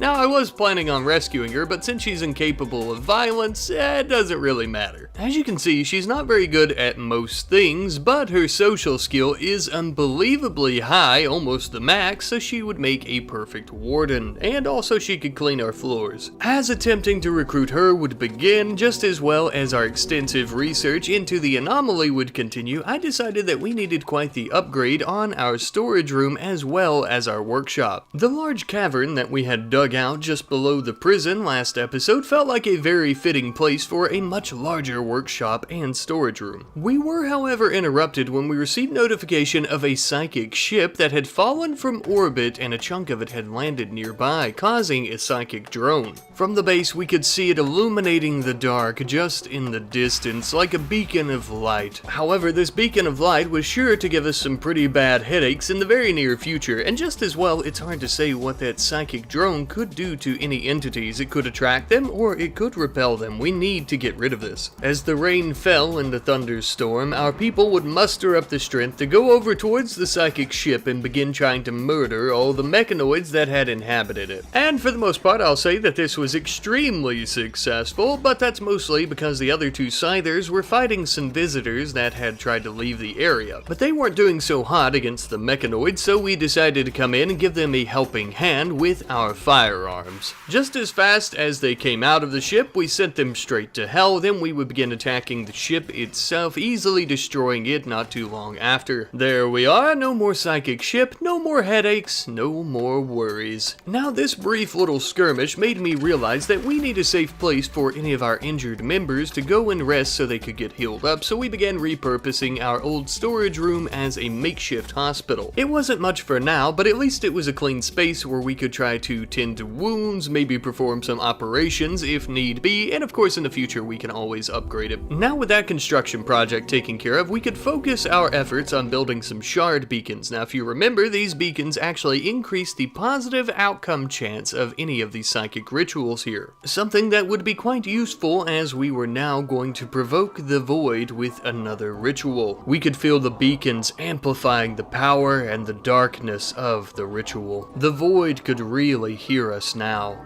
and we could really hear it. The darkness was surrounding Moon, beginning to envelop her. It was all she could see, all she could feel. The ritual concluded, and Moon collapsed to the ground. The psychic pulse that was sent out by the ritual will not only attract entities to the area, but apparently it also caused Moon to glimpse something horrifying beyond human understanding. The darkness had shocked her into a coma. But then outside I spotted something horrifying. Fernand was lying dead on the ground. But this was not actually Fernand. This was an unnatural human corpse that was identical to him in every single way, except its skin feels waxy and warm to the touch. Oh dear God, we've really done it this time. Akio would scoop up this corpse and take it into the facility just in case something were to happen, like it sprung to life and tried to kill all of us. He would then actually begin studying it to see what he could figure out. However, after he was finished studying it, I noticed that it somehow appeared outside. All by itself, based on what I could tell. I checked and there's no reason for it to have been out here. Nobody should have hauled it because it is in a critical storage area, so I'm not sure. But I sat around for a while and waited and watched it to see if anything like this would happen again, and nothing did, so maybe it was just a fluke. In the meantime though, while we're researching the corpse and trying to figure out where it came from and what the hell it even is really, I began working on a few things around the base, such as our storage room. As you can see, with the new update, it appears that there's actual shelves, which is so much more organized, and I really enjoy it. Later on into the night, we had a very large group of shamblers that had arrived in the area, and our turrets caught wind of them, and they weren't too fond of them, so one of our turrets ended up fighting with them and eventually got destroyed.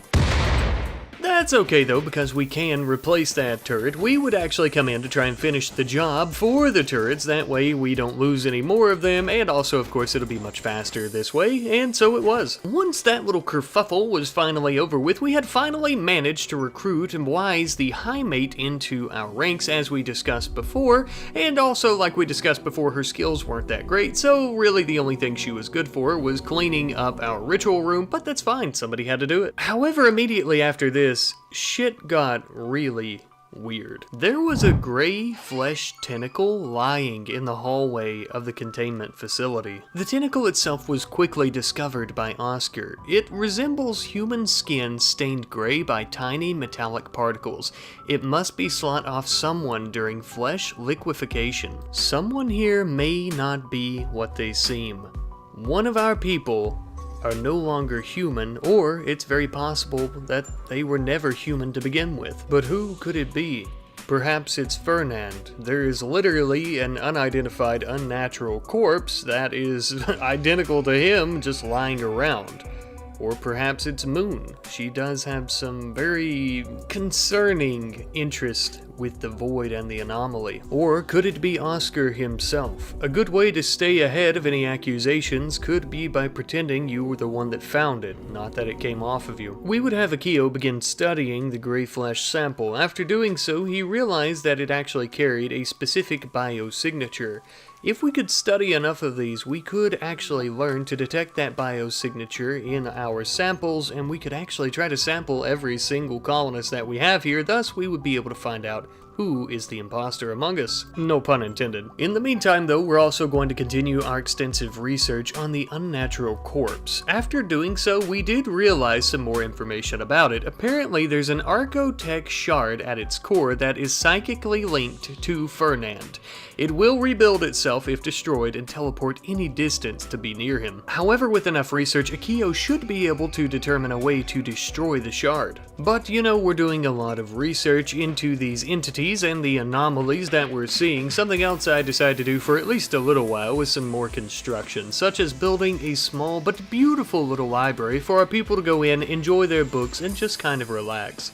This was interrupted though when one of our entities tried to escape. The finger spike was trying to bust out of its room. But realistically, I'm not going to be complaining because this was the perfect opportunity for us to try out our turret system that we'd set up a few episodes back, and as you can see there, it basically worked perfectly, taking the attention away from our people so that they could come in, subdue the creature, and put it back in its cage. Sticking with our theme of construction though, I decided to plant some flowers because I was getting a little bit sick of this concrete jungle that we're building and we needed a little nature. I also wanted to mention, as we talked about earlier, during this time Akio was doing all this research and studying, we were also giving him the Void Sight Serum, keeping him loaded up on it to try and help him out with this research. He would, however, take a brief break from all the research to get married. How amazing. Although they are getting married in our little makeshift hospital, which is a little weird. Whatever. As long as they're happy, and at least they can finally sleep together in the same bed now, and we don't have to worry about them having a debuff because they want to cuddle together and they can't. Even though there's still the possibility that one of them is not human. But at the very least, I mean, we ended up getting a multi-analyzer finish, so, you know, that's pretty good.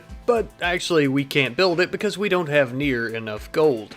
Looks like we're going to need to go out on a little bit of a trading mission to purchase some gold. I would end up sending 3 colonists out on this mission, that way it's kind of divided evenly just in case one of them were to show themselves for what they really are. While they were on their way to do their trading, Akio finally figured out how to destroy this corpse once and for all, which will stop it from tormenting Fernand, but also will prevent us from studying it any further. Call me greedy if you must, but this corpse and the monolith are the only 2 things that provide us with advanced research which we desperately need to finish up our ghoul resurrection serum, so at least for the time being, I'm not going to destroy the corpse. I know we've got a lot of stuff going on and I keep bringing up different researches and all these other things, but apparently Moon is pregnant, so adding on to that list is this, which is good, I guess, but I don't know, I fear for her life and the life of the child growing up here. But at the very least, our trade caravan had finally made it back home, and Fugly would begin dumping all of the things that we have gotten from trading in our storage room, such as the go juice as well as all the gold that we needed for our multi-analyzer, which was definitely a bright side of our day as we could finally finish this up, which we did, and now we can begin doing some new research that is much more advanced. However, we currently have a Gore Hulk assault that we're going to have to deal with first. We are learning quite a bit about these creatures as well. We had no idea that they travel in packs like this. But naturally, there was little time to observe this as they were trying to throw their shards directly in our eyeballs, so we immediately were beginning to fire upon them, killing as many as possible. Our barricades and sandbags provided us with a lot of cover, that way we didn't really get all that injured, and finally we ended up finishing off the last Gore Hulk.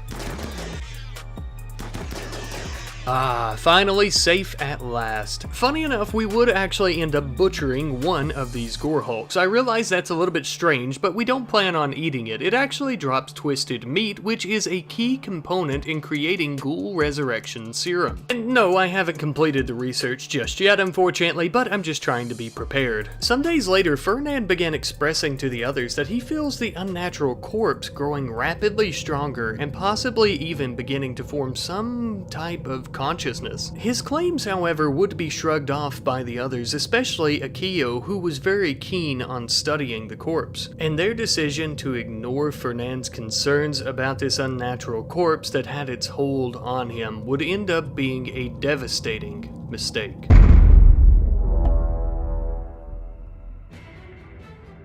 The corpse would begin twisting and ripping and putting its mangled bones and limbs back together before standing up and walking out of the containment facility. Noticing this ahead of time, I would have a firing squad ready out in the streets to begin attacking the corpse. But I noticed no matter how many bullets the corpse took, it didn't seem like he was being damaged, nor did he have any interest in fighting with anyone except for Fernand, literally chasing him down every street and back alley until it finally caught him. Everyone would try their damnedest to get the corpse well away from Fernand. We tried stabbing it, we tried punching it, kicking it, beating it as much as we could, and I tried to move Fernand, but he was completely stuck. At first I couldn't figure out why, but apparently after it caught him, it put him under some type of hypnosis, causing him not to be able to move. And this would be his end.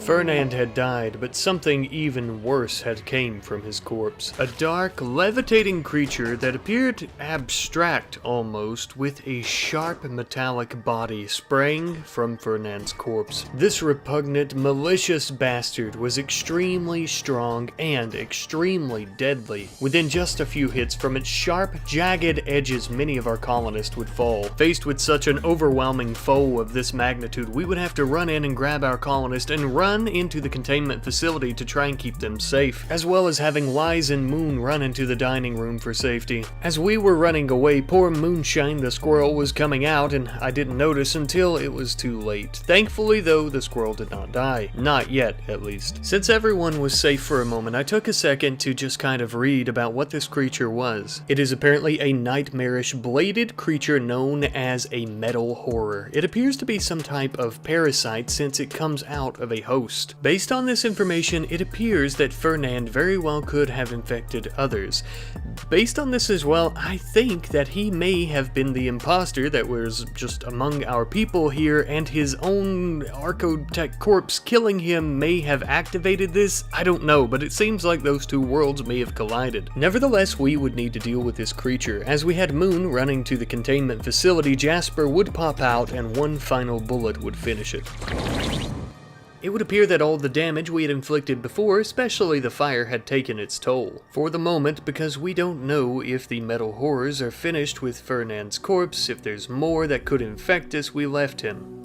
The poor fella laid out in the street with his brain psychically incinerated. An absolutely horrific way to go. On one hand, I wish we would have heeded his warnings, but on another, I'm kinda glad we didn't, because that metal horror could have infected other people and it could have been much worse. Even if he had been controlled by that parasite for a good long while, and it appears that he had been, because it seems that it went through his left eye when he was attacked by a tough spike in the pit. Nevertheless though, he was still our friend and he deserves a proper burial.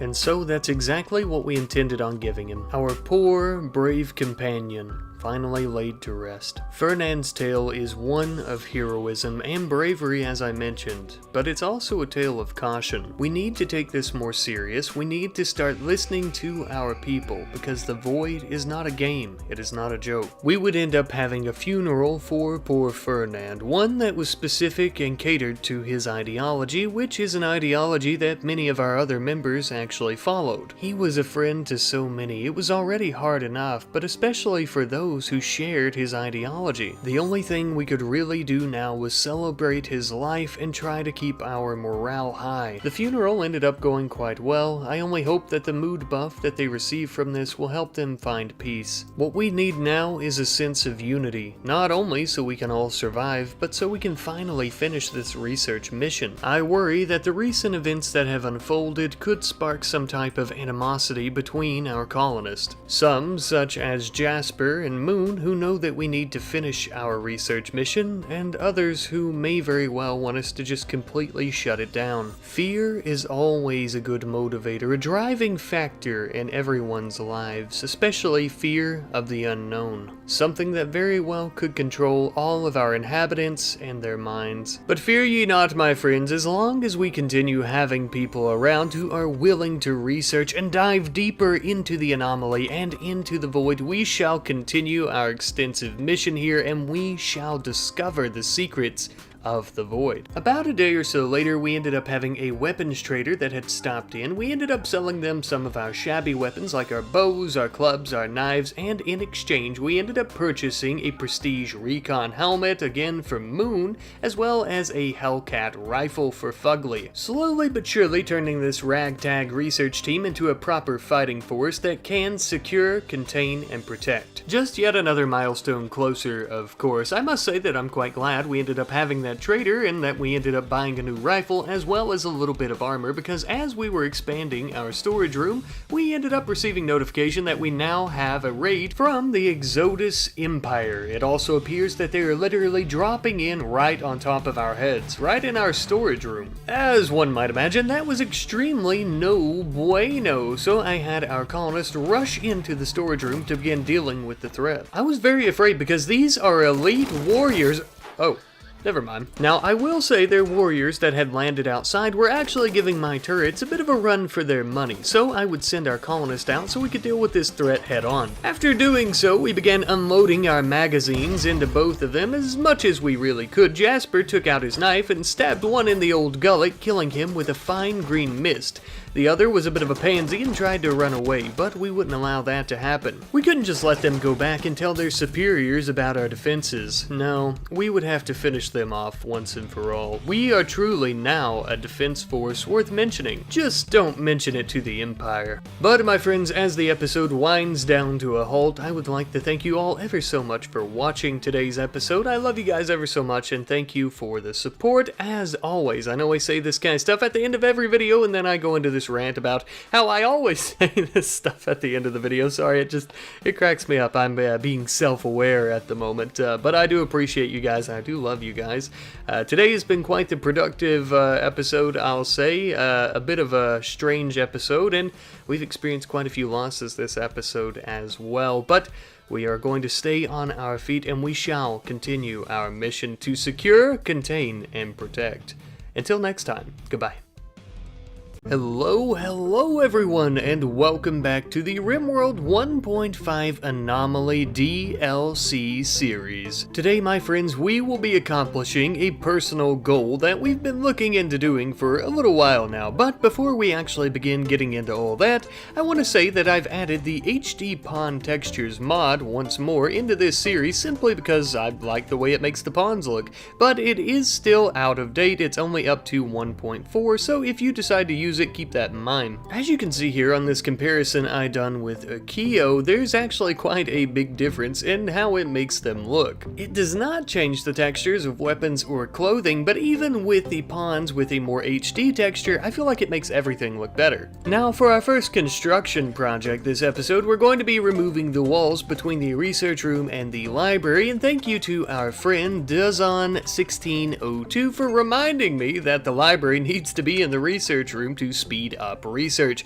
I knew that and I originally had it in there for that purpose, but apparently last episode I just completely forgot. But as you can see now, the two rooms are one and they are both considered the laboratory, so our research speed should be a little higher. Now then, everyone was still a teeny tiny bit upset about Fernand having a metal horror burst from his chest at the end of last episode, and of course he died, so they were all still a little sad, and I thought some art might cheer them up, and we were going to try to spread this around to everyone's rooms and the dining room, but we were interrupted by a new entity. A strange metallic orb with engravings teleported just outside our base walls. It seems to be quite painful to get close to it. We of course have the option to attack it, although it may have some type of sentience and very well could defend itself. You know us though, we're inclined to go more with the latter option of capturing it and researching it for more information about the void. And of course we'll be sure to suppress its harmful effects as much as possible, chaining it up in its very own containment cell, that way Akio could come in and begin his research. This very well may be one of the strangest entities that we've encountered thus far. A few hours later into the evening, we had an angry ghoul that was coming to rip our heads right off of our shoulders, and of course we didn't like the sounds of that, so we quickly finished it off.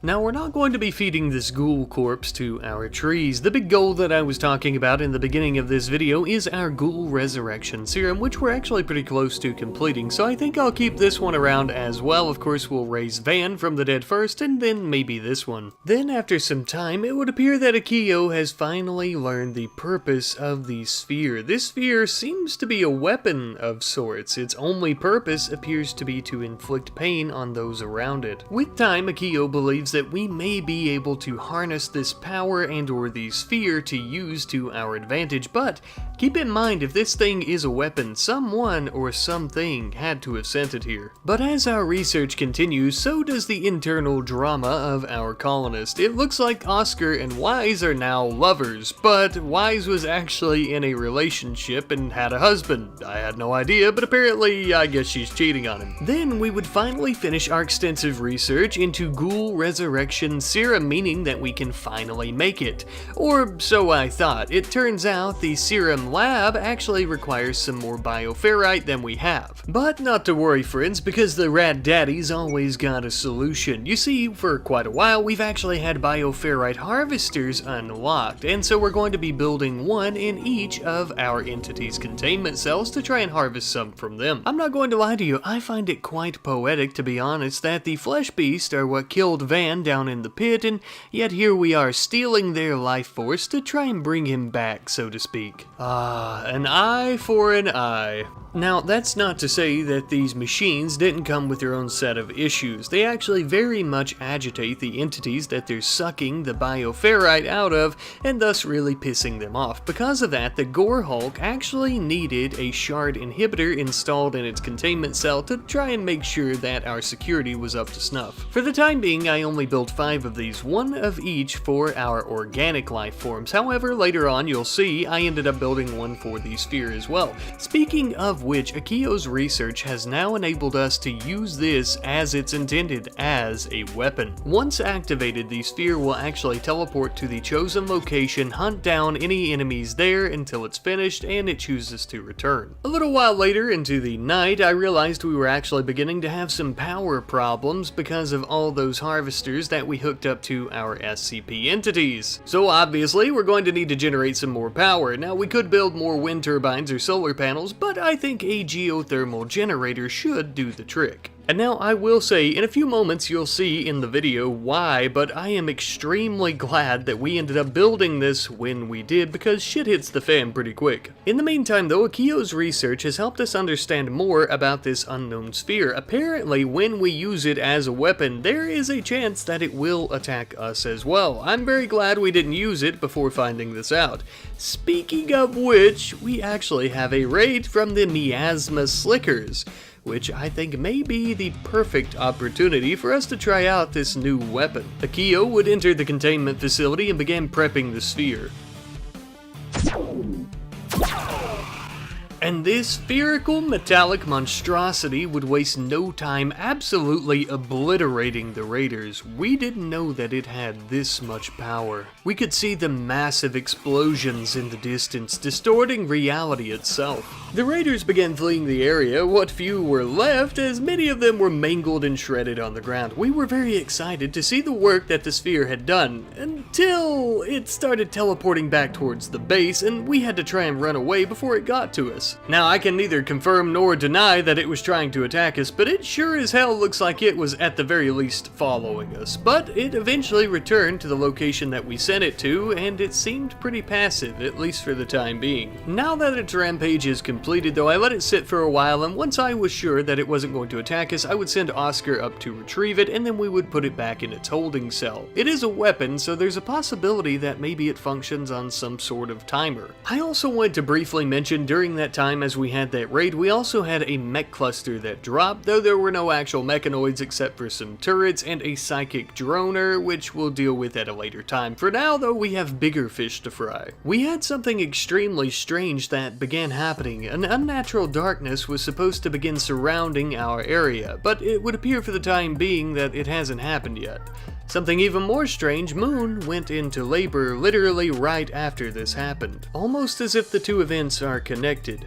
Moon ended up giving birth to a healthy, beautiful baby shortly thereafter. A beautiful baby girl that was currently going by the name of Cochrane. However, given the events around her birth, I thought Luna might be a much more fitting name. Her birth was foretold by the shroud of darkness that would quickly envelop our colony, and also it is sticking with the theme of her mother's name as well. Because I didn't know how much time we would have before this unnatural darkness enveloped our colony, as mentioned, I would actually begin switching our research over to disruptor flares, but I'm afraid that it wouldn't really matter because the darkness came right after. And it was very, very dark. We couldn't see anything outside of the lights from the base. Inhuman things would move just outside the light. Pillars of jagged, oily metal are falling from the sky. They're terrible to look upon, but surely contain valuable technology. Apparently destroying these pillars could end this unnatural darkness prematurely, or we could try to wait it out. And I do think that we would like to try and give it as much time as possible so that we could try to study it or anything that may come from it. Its effects are already affecting our entities in containment, as our Sight Stealer would immediately try to break out of its cell. Of course, our turret, as well as Jasper, would quickly take care of it. Ah, shit, that's not what I intended at all. Come on, Fugly. Well, apparently now we have the corpse of our very first entity that we had captured. It's a shame, and we did really have some sort of a connection with it, even if it hated us and wanted to eat our face off, so we decided to build it a sarcophagus in the hallways of the containment facility. Even if it felt nothing for us, we felt pity for it, of course.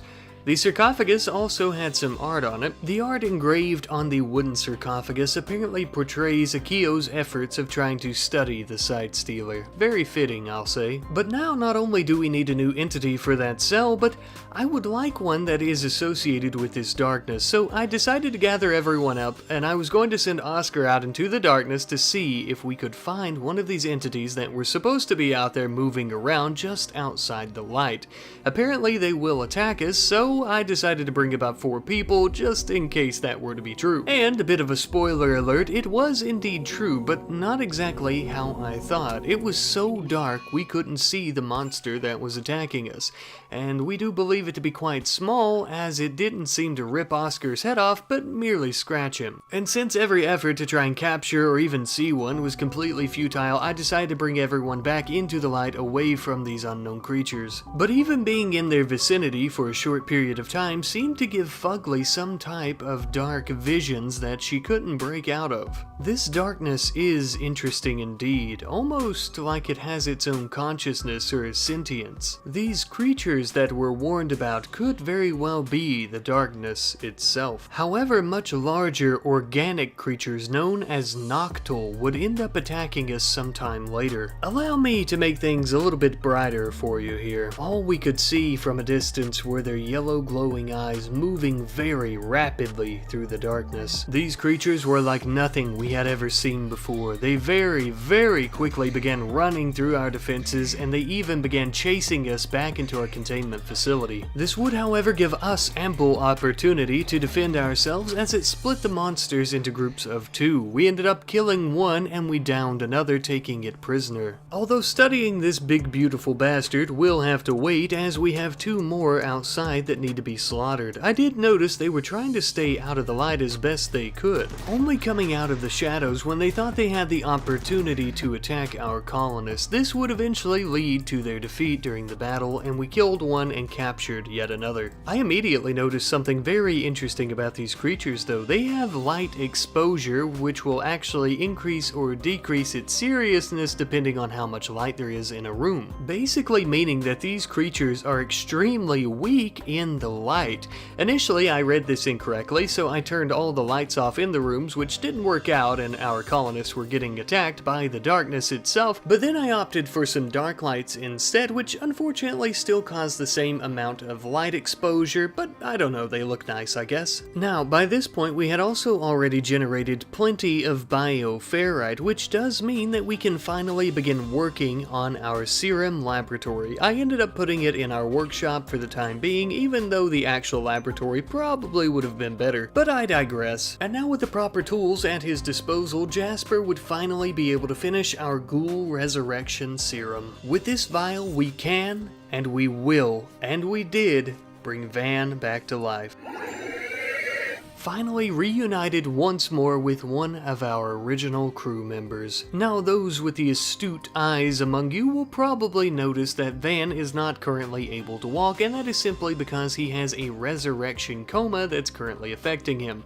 I also noticed that while he was waiting to wake up from the coma, he had a few flesh spike attacks, which, if you remember last episode, kinda concerned me because that's exactly what Fernand had, but thankfully Van ended up recovering from those, although he still could be infected. Even so though, for the time being at least, we were just excited to have our wicked flesh-eating little monster back by our sides once more. And naturally, with Van back, we would of course reinstate our human corpse freezer, but at the moment we don't have any humans, we only have some entity corpses, which Van didn't seem to mind in the least. I mean, he's basically our very own walking meat disposal at this point. Sometime later, we would have more of these Noctul beginning to attack us again, and to be honest, we were quite excited about that as we still had yet another holding cell and they give us advanced research, so don't mind if we do. And we even managed to fend them off quite well, but one of them would end up killing poor little Moonshine. And of course, because of this, we wanted nothing more than revenge, so we would end up killing one of the last remaining two alive, and we captured the other.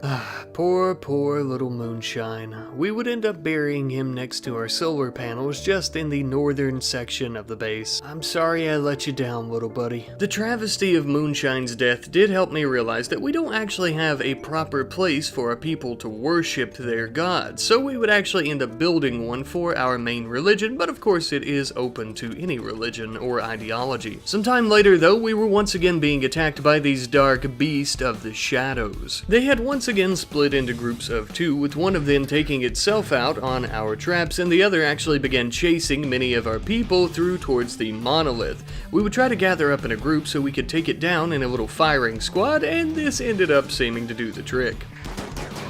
The other two had been at our southern entrance fighting with our turrets. We lost one turret, but it would seem that they took down one of the monsters. The other turret would fall though, unfortunately, and we would have to finish the last monster off all by ourselves. Now by this point, these attacks were becoming a bit too frequent for our liking. That fact, accompanied by the fact that we actually had already filled up the remaining holding cells with these dark beasts for our advanced research, and we decided to build a path of torches over to some of these jagged pillars so that we could begin destroying them and thus ending the darkness. We would immediately begin unleashing a fury of bullets on the first jagged pillar that had fallen, and then we were actually met with some pretty fierce resistance from doing so.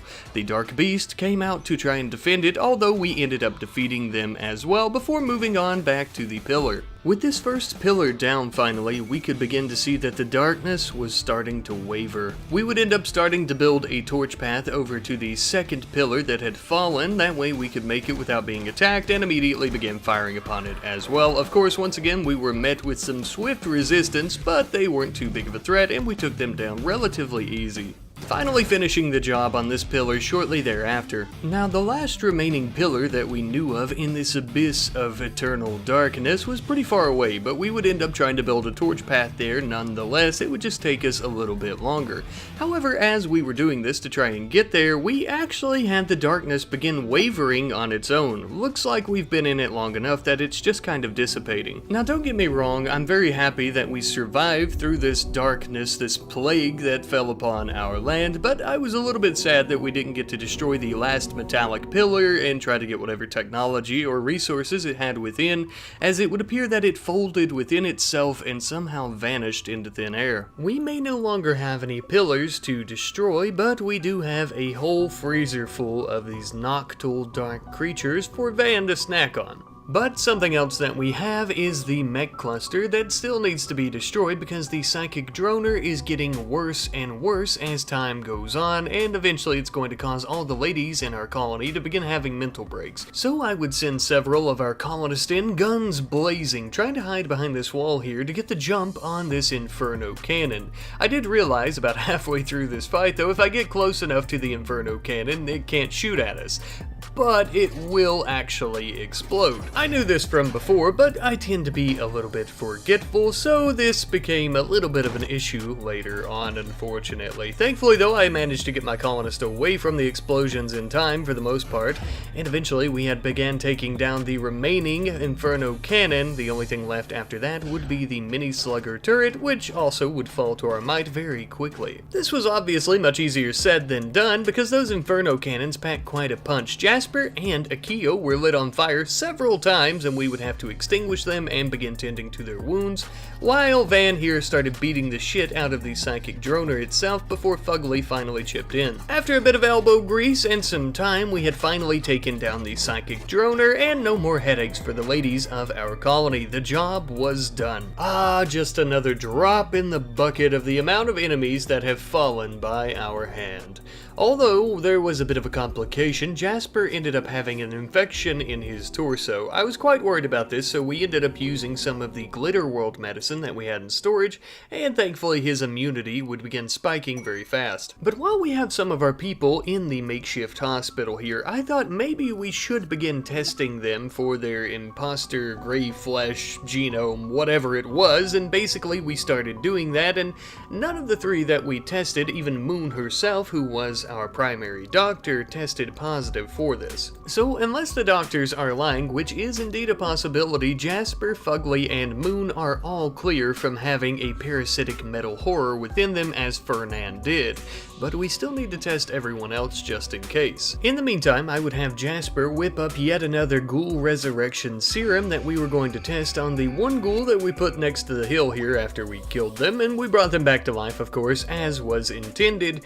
My idea was to put them into a holding cell and maybe do some tests on them like a lobotomy or something like that to try and make them join us, but I noticed after putting them in their little holding platform, there was no such option. I couldn't give them a bliss lobotomy, I couldn't even dissect this nice heart out of them, I couldn't do anything with them, unfortunately. While there was almost nothing that I could do with them, I could actually put them into a holding cell and research them, so we began expanding our containment facility just a teeny tiny bit with some extra cells. We would then plop the ghoul into their brand new home here and begin getting some basic research out of them, that way we can further our understanding of the basics of the anomaly. Speaking of research and our understanding of these strange creations, we've actually figured out that this sphere is going to basically go insane within 10 days, completely unstable, meaning that it will not be able to be suppressed and is most likely going to activate and attack us. A good way for us to stop this from happening is activating it ourselves on a group of enemies. And since we're playing on Blood and Dust and we haven't had a raid for a little while, I knew if I just kind of kicked back and waited for long enough, we would end up eventually getting some type of threat we could use it on. And so we did, a raid from the Exodus Empire once more. The raid that we got wasn't exactly ideal for using the sphere though, as they were dropping scattered all over the map instead of one big group, but you know, I gotta make do with what I have. I could instantly see how unstable the sphere was. Not only was it attacking the Imperial soldiers, but it was also just attacking some of the wildlife in the area along with the soldiers. Basically anything and everything that it came into contact with, and even things it didn't come into contact with, it would hunt down. Which was fine, except once the Imperials began to flee, it would start hunting down other prey. The prey being our colonist, unfortunately. We immediately tried evacuating the base, running towards the southern entrance and down towards these mountains where we could hide. But I'm afraid Oscar was just a bit too slow, unfortunately. He was immediately obliterated by the massive blast from the sphere. But it didn't stop there, as it would continue trying to chase down the rest of our people as they fled. And it would even successfully catch up with Moon, who is at the tail end of the group, blasting her and Luna to the ground. Having absolutely no empathy, shooting down a mother fleeing with her own child. Moon would begin trying to crawl away as Wise rushed in to grab the baby. Moon was within an inch of her life, lying on the ground hallucinating as she was bleeding out. Thankfully though, Fugly would begin stuffing her wounds with anything she could find to keep her from dying. All Moon cared about though was that her perfect baby Luna was safe in Wise's arms. She didn't care about herself. Truly selfless. Selfless was the act of Oscar as well, keeping the sphere at bay while the others tried to run away. Knowing that he was the slowest in the group and that he would stand no chance against it, sacrificing himself. After striking Moon to the ground, the sphere has disappeared, ending its onslaught. It's unclear whether or not it is gone for good, or if it plans on returning. Only time shall tell. I am quite sad to say that just like at the end of last episode, we will also be ending this episode on a bit of a travesty. The death of Oscar and the almost death of Moon and Luna, but thankfully this little family is safe for now. However, before we go today, we will be respecting our friend Oscar by giving him a proper burial in a beautiful marble sarcophagus right underneath of Fernand's. Truly the least we could do, as he wasn't exactly a founding member, but he was one of the first few members that had joined us. We would end up burying him here and paying our respects to him, but there would be no funeral, for you see, without Oscar, unfortunately, the colony no longer has a main ideology. He was one of the last few remaining members. So, even though we've given him a proper burial, we will not be able to mourn him properly. Though it must be said that no one was more heartbroken about the death of Oscar than his lover, Wise. She lost a lover, a friend, and even her psychic bond with him. Truly devastating. But, my friends, we are now winding down to the complete end of the episode. I want to thank you guys ever so much for watching today's episode. Today's episode has been one that has been filled with fun, or at least in the very beginning, but also towards the end being filled with a lot of loss, unfortunately.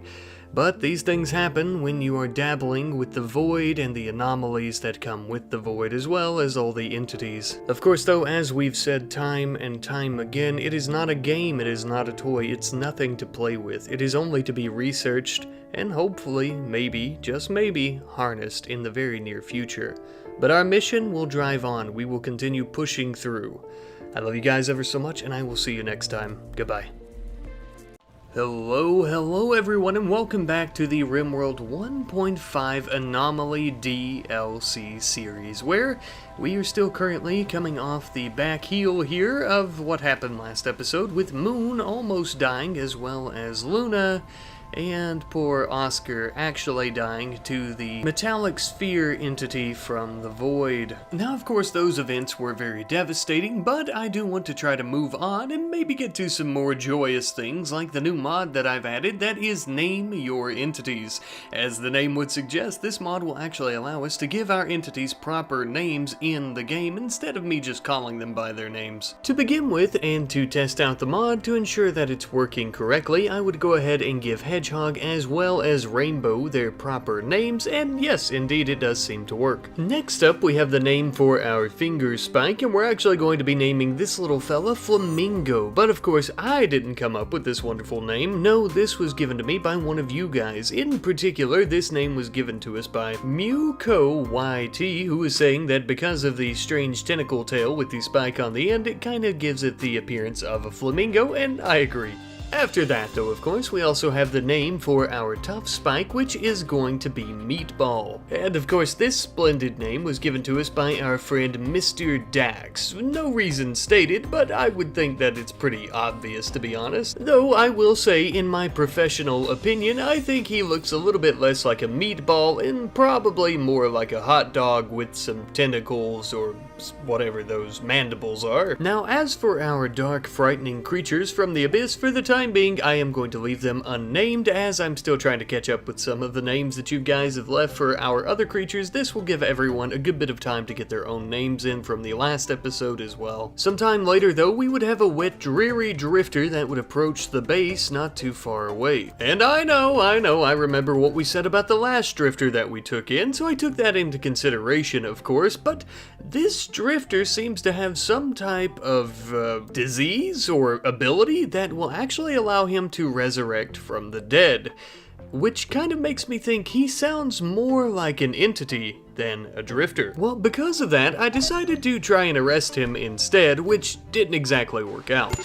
At least, not the first time around. It turns out he does indeed resurrect from the dead, just like that corpse that we had dealt with previously. Like I mentioned, I think he may very well be linked to it somehow, or that type of entity. But of course, that's just speculation. Anywho though, Van managed to take him down once more. This time around we didn't kill him, so we could capture him. We immediately took him to our prison, that way we could begin enslaving him. Now, I realize that seems a little bit counterintuitive because I said I don't want him to join us, but you guys have asked quite a few times for a D-class set of people who will actually do the very dangerous tasks that are involved with the Void and the entities, and I think he would be perfect, especially since, I mean, he literally resurrects every time he dies. Speaking of entities, one of ours ended up getting a wild hair, thinking that it could escape containment, but Jasper wasn't having that. He quickly took it down and we put it back in its cage. Nothing too difficult there, but you know what was? What was going to be difficult was enslaving Robert, because I hadn't noticed, but apparently these drifters have an extremely high will. Quite frankly, I've never seen will this high on any other pawn in the game at all. But because of this, instead of simply trying to enslave Robert, I thought it might be best to build him his very own room with the containment facility here, where we could actually keep him and not only enslave him, but we could also try to study him. We would be doing both periodically, switching back and forth. Which seems very tedious, and trust me, it is, but it is well worth it. As you can see, Robert here actually gives us advanced research points, and since we no longer have our sphere after it went crazy and killed one of our people, we need another way to get this advanced research other than the monolith. We would then begin trading with an exotic goods trader that was in orbit around this planet. We would actually end up selling a few things to them and purchasing some very interesting serums they had. Well, to be more specific, we only bought one type of serum, but we bought 4 of that serum. It was actually a metal blood serum. Essentially what this is it turns your blood into oobleck. You know, the liquid that turns into a solid when you try to hit it, so I thought that could be useful. Useful for several different scenarios, such as the one we're about to find ourselves in. We're going to be sending a caravan out to this small little outpost that has sent out a distress signal. They didn't really specify as to what the threat was, only a bunch of screaming. So naturally, we're interested, as screaming normally entails entities. After arriving, even from a distance, we could immediately see what the issue was. This entire outpost was infested by flesh beasts. There was no pit gate, so I was curious as to how this had happened, though there were many other smaller burrows.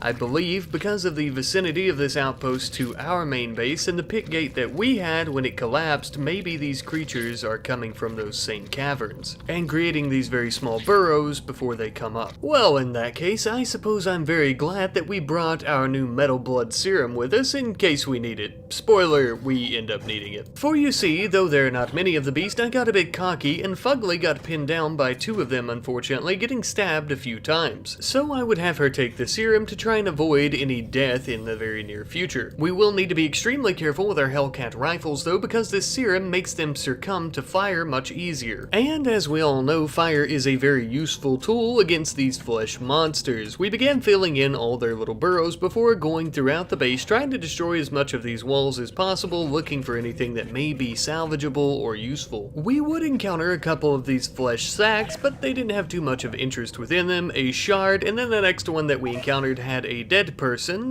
with tainted apparel, but we would take their smoke pop pack. Who knows, perhaps it could prove useful in a combat situation in the very near future. For the next little bit, I would go through, kill as many of the remaining beasts as possible, and started going through the rest of the building, the flesh walls, just looking for any survivors as well as useful items, but I came up empty-handed. As we were leaving though and heading back home, we would encounter some friendly tribespeople who wanted to do a little bit of trading with us. I ended up buying a ceremonial hood and ceremonial mask, because just like our good friend Namvo3013 puts it, it's not only a great hood for rituals, but also it kind of serves as a helmet as well. And because it offers some very ample protection for the old noggin, I decided it might be fitting to give it to Moon. We would also end up giving the bioferrite ceremonial mask to her husband Akio. Don't the two of them just look like such a loving little couple? Though once again we were all a bit concerned at how ecstatic they were to wear these ceremonial headdresses, especially since the history of these hoods and or helmets are for worshippers of the void. Also, a bit of a side note, I know little Luna has to be scared shitless while her mother wears this while breastfeeding her, like suckling the teat of a monster. Now that that's taken care of, I want to begin dabbling in some of the electronic devices that we've actually unlocked through our research into the void and the anomaly. Now this is a sleep suppressor. Once built within the area where people sleep, they will actually have reduced fatigue and they'll be able to sleep less and work longer, the ideal work environment for us. We also finished up basic research into skip abduction. I put this off for a while and I don't know why, because apparently what this will allow us to do is harness the void to manipulate space and time to bring an enemy here so that we can capture them. And of course, since we're running low on manpower at the moment, we would immediately try out this new ritual. This specific ritual does require an offering of bioferrite, but we have plenty from our entities. With our new ceremonial hoods and our bioferrite ceremonial mask, the call of the void was so much louder and so much more powerful. At first, I wasn't too sure that it had worked, but then teleported in an Imperial soldier who we would promptly take into our prison. The power of the almighty void was a little bit too much from the ritual for his feeble mind, and this put him into a coma for a few days. Upon further inspection, I realized that they are quite the fighter, and that's really about it. And also, they're a woman, not a man. I said he a moment ago, whoopsie. Coincidentally, not too long thereafter, we would actually have a raid by the Miasma Slickers, who were arriving in 3 different groups. Apparently they're unusually clever with their tactics. We'll see about that. They definitely couldn't have been as smart as the game was giving them credit for, because they didn't avoid the turret at all. As a matter of fact, they walked right by it, and in doing so immediately putting themselves right in the line of fire of all of our rifles. 2 out of the 3 groups had gathered together to try and attack us head on too, which was a big mistake on their part. The 3rd group was one guy, and he tried to sneak up from behind us, but it didn't work out for him. After that, the majority of the forces were completely killed, except for a few here and there. A few of them were actually incapacitated on the ground, so we decided to take them prisoner, as their stats were pretty okay for the most part. They could at least defend themselves. And that's a theme that we're going to be sticking with this episode, of trying to recruit and enslave many of the people that we encounter, as some of them, like this one here, are going to be part of our D class.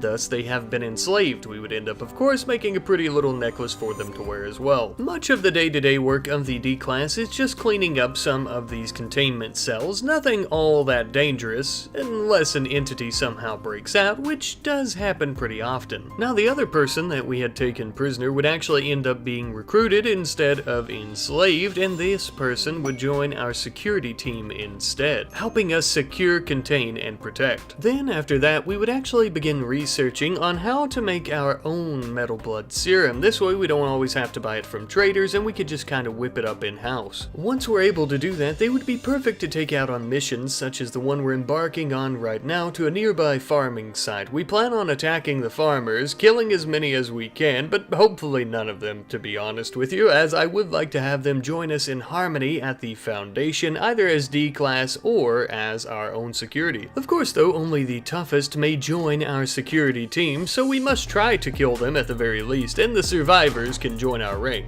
Boop. A few of them were cowards though, fleeing from us as we were shooting at them. We didn't need them among our ranks anyhow. But this fella on the other hand showed great bravery during the battle. He would be a perfect specimen for our security. And as a bonus, we had plenty of rice to eat on the way back home. But we're actually not going back home, at least not yet. We have yet another farming work site that I would like to try and visit and maybe do some recruiting, if you know what I mean. Of course you do, we already talked about it. Jumping straight into the eye of the tornado, these farmers were actually quite brave, immediately trying to attack us head on.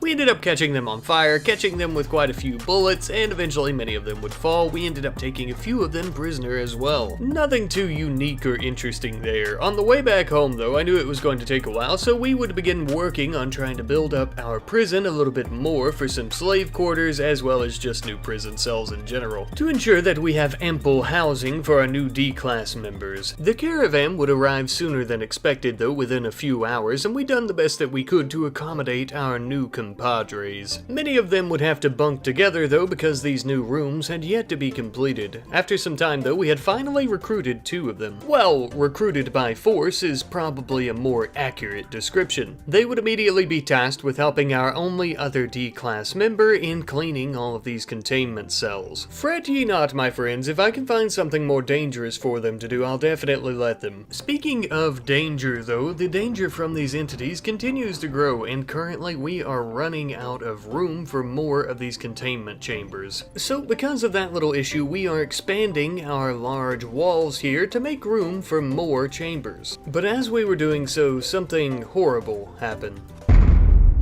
No, your eyes do not deceive you. I'm afraid yet another of these fears has appeared. The exact same kind that killed Oscar last episode and almost killed Luna and Moon. Now that we know ahead of time exactly what this entity is capable of, we would actually have one of our D-class take it to an unspecified location.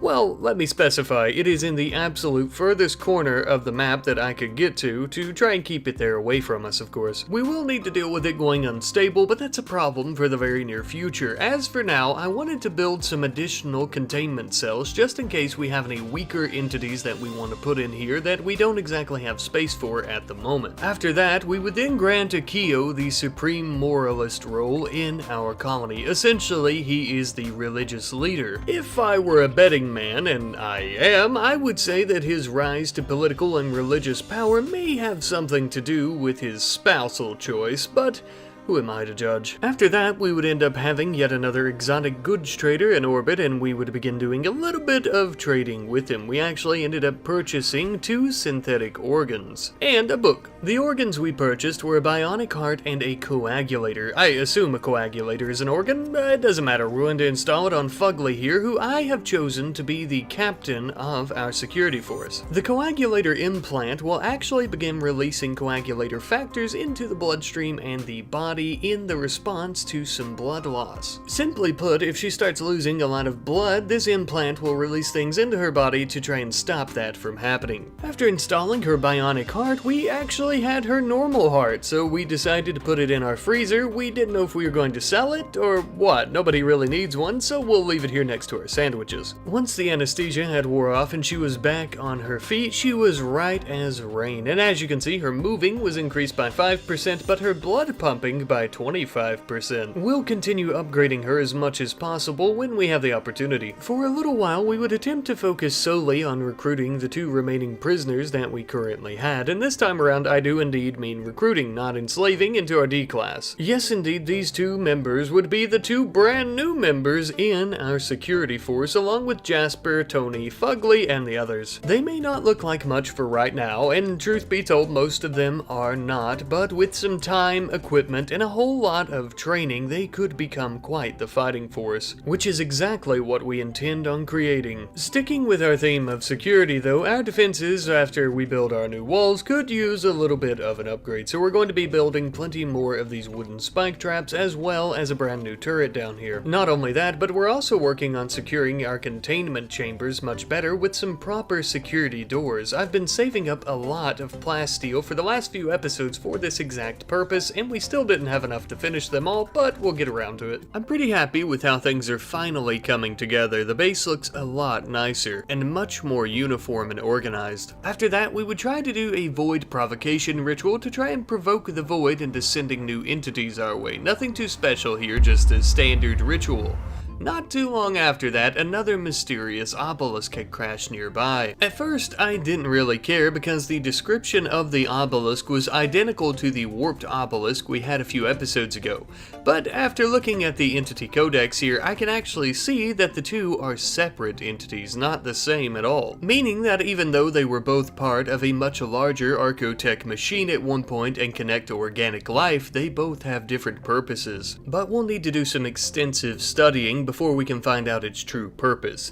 In the meantime, we're going to begin researching Starflight basics. It was never our intention to permanently stay on this planet, and once our research mission is completed, we're going to need a way off this rock. Though not everyone will be leaving, just our researchers, and young Luna here who can actually walk. That's right, she's no longer a little baby in a crib, she's now, I guess, a toddler. I've never met a toddler that can navigate this large city that we're building here, but I guess Luna is one of a kind. We also ended up having Wise, who somehow was having an affair with one of our D class. I just wanted to bring this up because it seems like Wise keeps having affairs with anyone she meets here. Not cool, Wise, not cool at all. Not too far from our base though, we had an ancient danger, and given its proximity to the ancient monolith here, I thought that the two of them could somehow be linked possibly. Moon and Akio said that they could feel a dark presence pulling them towards this place. The only way for us to find out for sure would to be to tear down one of these walls and to go in. As soon as the wall came down, two finger spikes came rushing out towards everyone. It would appear that we may have been correct. This place at the very least would have to have some type of unnatural connection to the flesh beast and the labyrinth that they came from. There was nothing in the center of this building though. The only thing that was in here was a crate and 3 cryosleep caskets. So, of course, we decided to open one. 3 very injured gentlemen fell out of the cryosleep caskets. They didn't appear to be able to walk, nor did they appear to be able to even defend themselves. It's almost as if they had been severely injured during some type of battle and rushed into their caskets as a last resort. After speaking with them further, it turns out they were fleeing those flesh monsters many years ago before jumping into their cryosleep caskets. We explained to them that we had killed the remaining few that were in there, and because of this, their resistance was very low, and they ended up joining us. They were eager to join a team just like theirs originally was. Turns out they too were looking into the void and the anomaly, but they could not defeat the pit gate, as any other remaining survivors of their faction had died when it happened. With most of their companions dead and their base becoming overrun by the monsters, the only thing left for them to do was to jump into the caskets. With all these new recruits joining us in such a short period of time, we were running a bit low on residential housing, so we decided to commission to build some here in the northwest section of our base. But this was interrupted when we had a raid from Horax Cultist? This was our first time encountering this cult, and to be honest with you, it was a bit surprising. We'd never met anyone else that could use the void with these rituals like we do.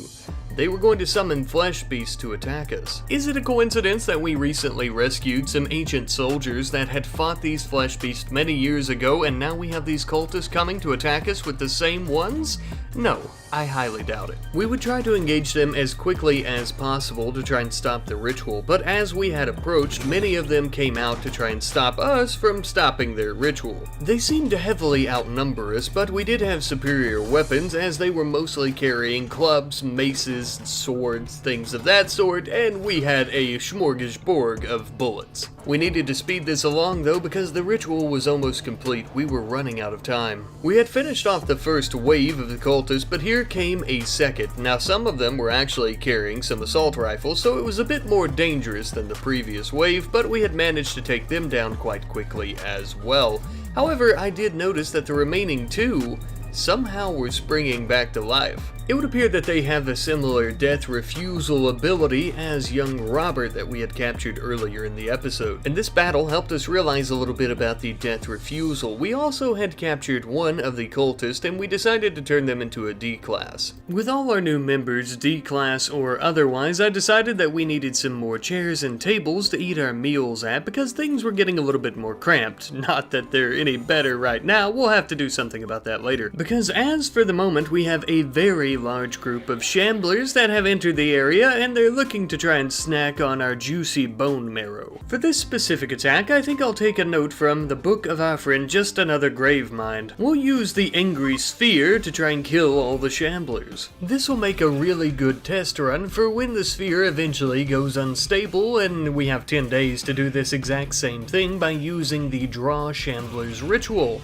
So far I'm pretty impressed with it. It's taking them down, but they're actually giving it quite a run for its money, and the most important part, of course, they are both keeping each other distracted. Or at least that was the case for quite a few hours. Eventually, though, the sphere was a little bit tuckered out from killing all the shamblers and decided that it was done. It was going to take itself a little nap. I suppose we'll have to come in and finish up the job for it. Not that we really mind. It did kill the majority of the shambler forces for us. We could handle a handful on our own. After that, we wanted to conduct an experiment. We had one of our D-class, and he wasn't that great. The only thing he was useful at was some growing implants, but we decided that maybe we implant him with one of these Archotech shards and turn him into a ghoul. Not only is this the perfect test for one of our D-class, but also they're much more useful to us as a ghoul than they were as a filthy servant who cleaned our floors. Plus, now Van has a lunch buddy to hang out with. Aww. We had finally made some more extensive research into the obelisk that had dropped from orbit. We've learned that this device has the power to duplicate intelligent creatures. In theory, it could even produce duplicates without limit. It also appears to be significantly damaged, and if we were to go too long without suppressing it, it could start chaotically pumping out large numbers of flawed human duplicates. We may also be able to use it to our advantage, and eventually we may also be able to find out how to safely shut it down. If we wanted to, that is. Based on my understanding of this, assuming these duplicates are pretty useful, we could have our very own little clone army. We decided to bring our enslaved cultist up to be our very first guinea pig for this new obelisk, to see just how well this duplication method actually works. While interacting with the obelisk, it pulsed with energy and generated a flash of light. She found herself face to face with a copy of herself. The duplicate claims to be the real one, and has joined our colony. More importantly, this duplicate has joined us as a colonist, not as an enslaved D-class. And they are indeed an exact copy. Because of this, I'm going to give them the predictable name of Ramos 2.0 because, well, they're the second one, even if they do claim to be the original. I did immediately begin to notice an issue with this clone, though. They had organ decay in their lungs and their kidneys. Basically, what this means is that the duplicate here is literally rotting from the inside out.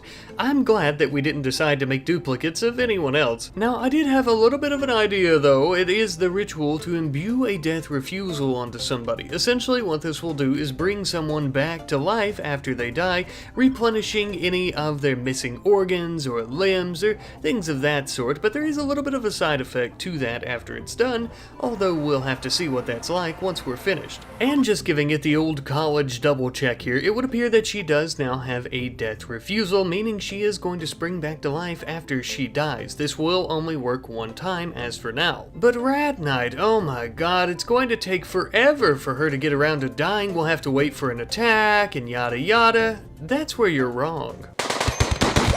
Well, that was fun. And hey, look, it looks like she's finally springing back into action. Back alive once again. Although, I don't think my plan really worked out. Maybe if there was a way for us to specifically target those organs, or if we would have removed them before she died. Oh well, I suppose we could just do another death refusal, and then before she dies of the organ failure, it'll bring her back to life. I don't know. Now on to our research into the anomaly. We are actually running a bit low on things to research, as we've almost got all the basic completed except for one, and a good chunk of the advanced research as well. And that would mostly be because we've discovered all of the basic entities, and we are getting a good chunk of the advanced entities as well, although there are still two ultimate that we have no clue what they could even be. Regardless though, we must continue advancing our knowledge of the void, and the only way to really go about doing that is by provoking it to send us more entities and more horrible things. I didn't think much of this provocation ritual, as nothing really happened until it started to rain all of a sudden. But this was not your average thunderstorm, no. This was blood falling from the sky, with no specific point of origin. We couldn't actually determine if it were actual blood though, as it is a thick blood-like fluid that causes you to become enraged if you're exposed to it for too long. Now this does make us much stronger during our melee attacks, but it would also cause us to go berserk and animals to become manhunters. A bit problematic to say the least. I would immediately begin using our area tool to try and map out some small paths to all the different buildings that we needed access to ensure the majority of the time our people were not outside in the rain. And for the most part here in the beginning, this was actually working quite well. Nobody was exposed for too long, and there weren't really any issues until the animals started going insane. And that in itself was a pretty big problem because we had a lot of animals here on the map. There was only one solution to this issue.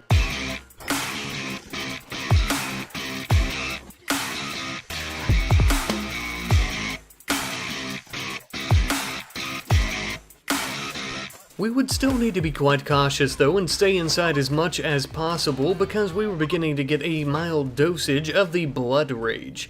It did seem, however, that our ghouls were not having this issue, as they could spend countless hours out in the blood rain fighting off these savage beasts without any repercussions, except for their wounds, of course. And I'm very glad that it didn't affect the ghouls in the same way, because a ghoul with a blood rage would be very hard to deal with. After well over a day to about 2 days though, the blood rain had finally subsided, and in its wake we actually had a freezer full of dead animals, meaning that we have plenty of meat to eat for quite a while. We had also finally enslaved Robert and his undying body, which was pretty cool, I guess. I mean, we can technically do the ritual ourselves now, but I don't know, it's still an accomplishment, I feel. And for the time being, we would end up giving him some of the mundane task of the other D-class. Now, I will say the blood rain and the man-hunting animal packs actually helped me realize a pretty significant defense flaw that we have with our walls.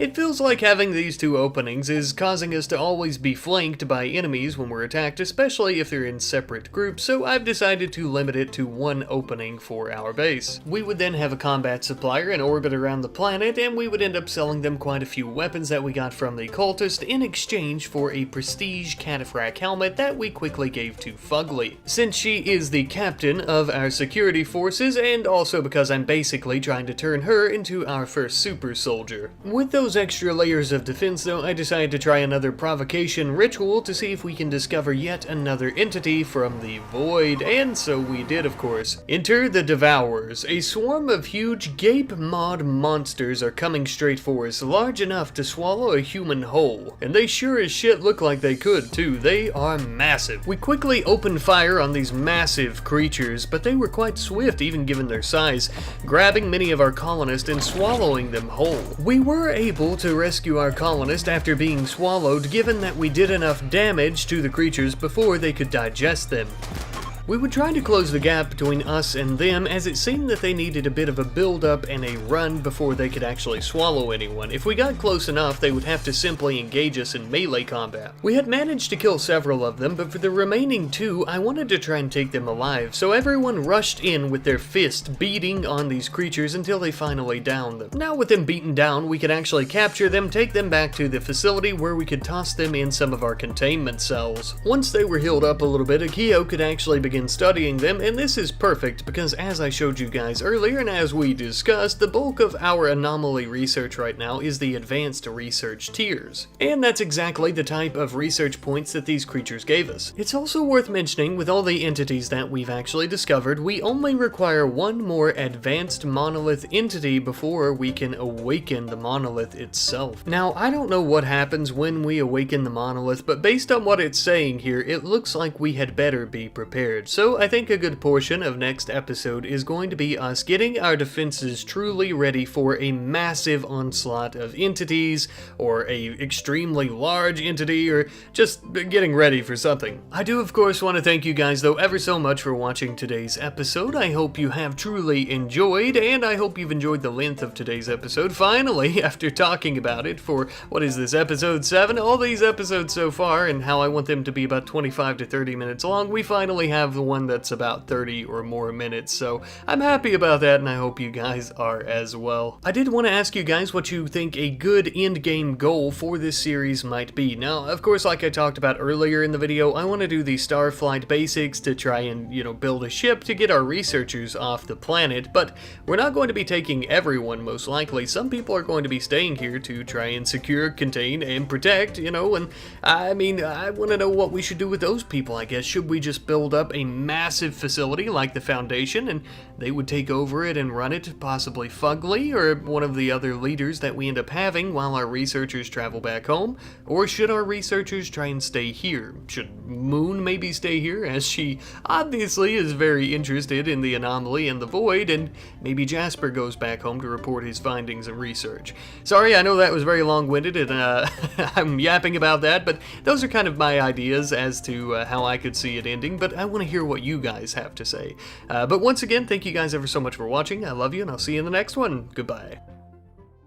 Hello everyone, and welcome back to the RimWorld 1.5 Anomaly DLC series, where today, my friends, we have a lot of work to do on our defenses. As mentioned at the end of last episode, today we will be awakening the monolith. And God only knows what's going to be coming out of this thing, so we need to ensure that we are prepared to the best of our ability. In the meantime, we've actually finished our anomaly research into insanity weaponry, which is going to allow us to create weapons like a psychic shock lance or something to that effect, as far as I'm aware. Not gonna lie to you, I didn't really care all that much, as I was mostly interested in researching how to do a ritual to create that blood rain that we saw last episode. You never know when you may have a siege and you need to stay inside and cause all of your enemies to go berserk and kill each other. Some time later, and we would actually have Wise here begin doing a little bit of trading with an exotic goods trader that was in our base. We ended up purchasing a bionic spine as well as a tough skin gland, and as you could probably guess, I plan on installing both of these onto Fugly. And because of this, I also wanted to research sterile materials, that way we could have a proper hospital to install these in, but I'm not gonna lie, later on when it happens, I kind of forgot. But then something insane happened. We had a revenant attack. Apparently this extremely dangerous creature was hiding among the shadows, invisible to the naked eye, before revealing itself to attack one of the traders. We began shooting at the monster, and to our surprise, this seems to have made it flee. We gave chase to the beast, hoping that we would be able to take it down so that we could study it, but if we really had to, we would be willing to kill it. However, as we were chasing it, it seemed to completely disappear, leaving behind in its wake nothing more than a few track marks on the ground. And with that, we had completely lost any trace of the monster. At least for the time being, that is. Back home, everyone was trying to put out a fire that was caused during the little skirmish that we had fighting with the Revenant. It was also during this time that we noticed a piece of flesh that was lying on the ground that seems to have fallen off of it. Akio had managed to analyze the sample that was left behind, and he actually found a biosignature. Essentially, what all this means is that we will now be able to track the Revenant for further distances with its markings. It also provided information that we could actually find it out there in the dark and reveal it by using flares, explosions, EMPs, or even fire. Could be the perfect opportunity and excuse to use the burners on our Hellcat rifles. The only issue being, though, I don't have enough bioferrite right now to actually recharge them all. Of course, though, there is a much better solution to this. Using a bioferrite shaper, I believe it is called, we can actually make a flare pack, which is exactly what we had Jasper do, and we would equip it onto Fugly. What this pack will allow us to do is to deploy up to 6 flares features where we can actually stun and reveal a monster such as the Revenant or even a Sight Stealer, the types of creatures that hide themselves. I then noticed that the traders were leaving, and this was fine of course, but there was one little issue. They had left their friend here, and I don't know how I didn't notice up until this point, but they've been lying here on the ground for a very long time, so long in fact that they've actually began to starve. And the entire reason being because they are under some type of hypnosis from the Revenant that can actually only be broken once we kill it. Until we can manage to do so, Ern here will actually be our guest and or patient. We couldn't just allow them to lay in bed all day though, no, we had to break that hypnosis and save them. So Fugly would take out a small squad and begin searching for this Revenant with her flares. Based on the original message about the Revenant, I assumed that it couldn't be too far from where we had last saw it, and it would turn out that I was correct. We had uncovered the monster and tried to flush it out of its hiding spot. For whatever reason, it wasn't all that interested in actually fighting with us one-on-one. We began chasing it down as it actually began making its way towards our base. It's extremely fast though, and it actually began to make its way through our entrance doors. We came at it from both angles trying to block it from going into our little town here, but nothing would stop it. We would shoot at it, we would hit it, we would do everything in our power, but it just kept running. Not only was it running, but it was running very, very quickly, as I mentioned earlier. We had a really hard time trying to track it down, and once it got back into a dark area, it actually just went invisible once more. We continued trying to follow the tracks for a very long time, but eventually we lost sight of it completely. And because I could no longer see it, I decided to try our Hellcat rifle burners to see if I could get lucky and maybe burn it and get the light on it, but that didn't work out. So I ended up using Tony's grenades here to see if I could maybe blow it out with some explosions. That also didn't work. That, coupled with the fact that the people that we had chasing it were getting tired and hungry and were going to have mental breaks, meant that I needed to just kind of map out the area here using the planning tool so we'll at least know where it's at. This way we shouldn't have any issues finding it when we return in a few hours. And we didn't, but as we had returned, the Revenant actually began to attack one of our own. It would seem this abomination is finally going on the offensive. At first it seemed to be chasing Crane, but as he ran away from it, it then captured Moon with its hypnotic gaze, sucking out a piece of her very soul, knocking her to the ground. Though it was very dark and rainy, we began chasing the monster down using Fugly's flares to stun it and get it right where we wanted it, and it had finally worked.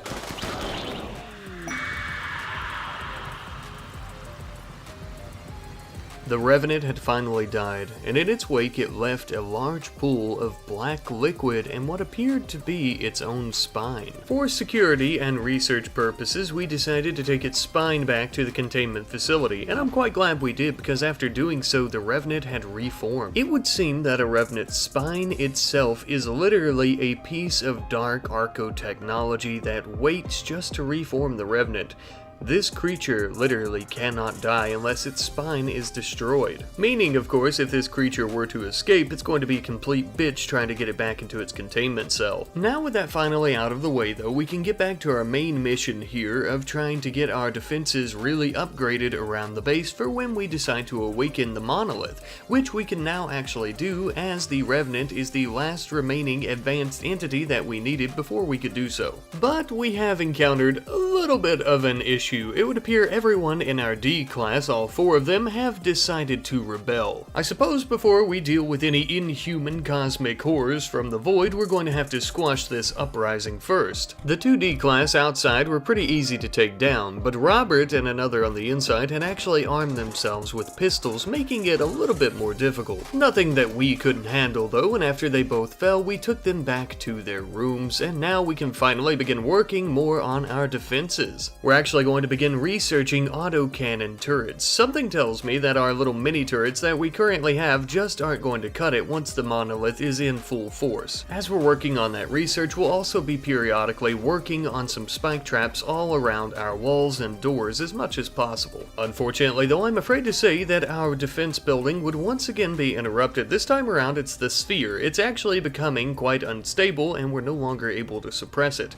We're going to have to send it somewhere and hope that it can manage to take down the enemies and stay away from us. So we ended up using our Draw Shamblers ritual. The largest group of shamblers that we've seen thus far arrived not too far from the base. There were about 50 or so of them, I believe, and we immediately sent the sphere down there to rock their shit for them. And rock their shit it did. The sphere is a very dangerous adversary, but we already know that. It killed many of those shamblers, but in the end it actually ended up teleporting away before it could finish the job. I suppose it'll be left up to Fugly and the others. Nothing they couldn't handle though, especially since the sphere had destroyed the majority of them. After that, we had also finally recruited Yu. If you remember, Yu was actually one of the gentlemen that we found in the cryo sleep caskets, with a fairly mediocre skill set, though the most important part right now before we awaken the monolith is the fact that he can hold a rifle. Speaking of rifles, we had also finally finished our extensive research into autocannon turrets, but the issue is we don't have the materials to actually build even one. So I would actually send out a trade caravan to a nearby Outlander base. We would end up purchasing about half a stack of components, as well as I think around 180 to 200 plasteel if I'm not mistaken, and a marine helmet, which I almost forgot to mention. Back home though, Robert decided to thank us for our hospitality. He said it was time for him to move on. As if we hadn't captured him a few episodes ago, as if it were his choice. I don't think so, buddy.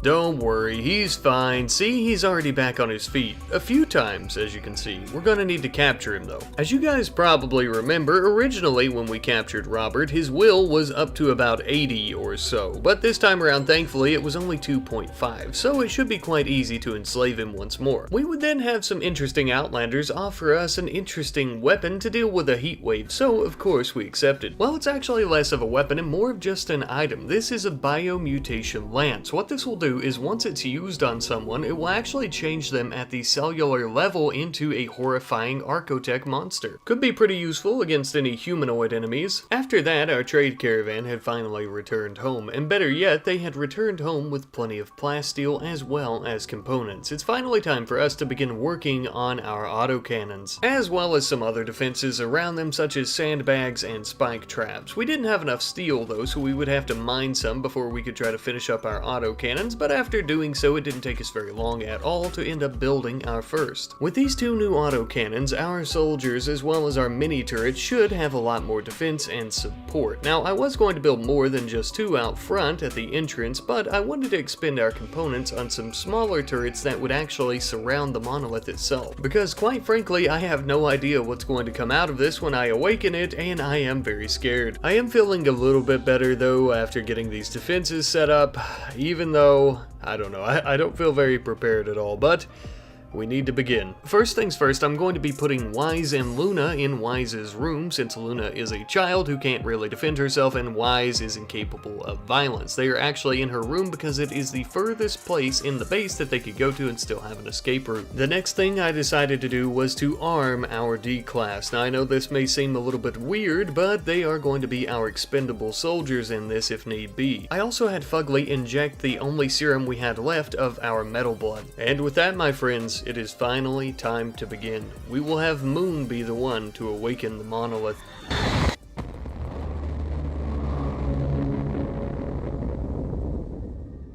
The sky darkens and a malevolent hum fills the air. The monolith has begun to awaken. Your actions have attracted the attention of something beyond human understanding. Though a little bit foreboding and frightening, I suppose this is exactly what we wanted to happen, is it not?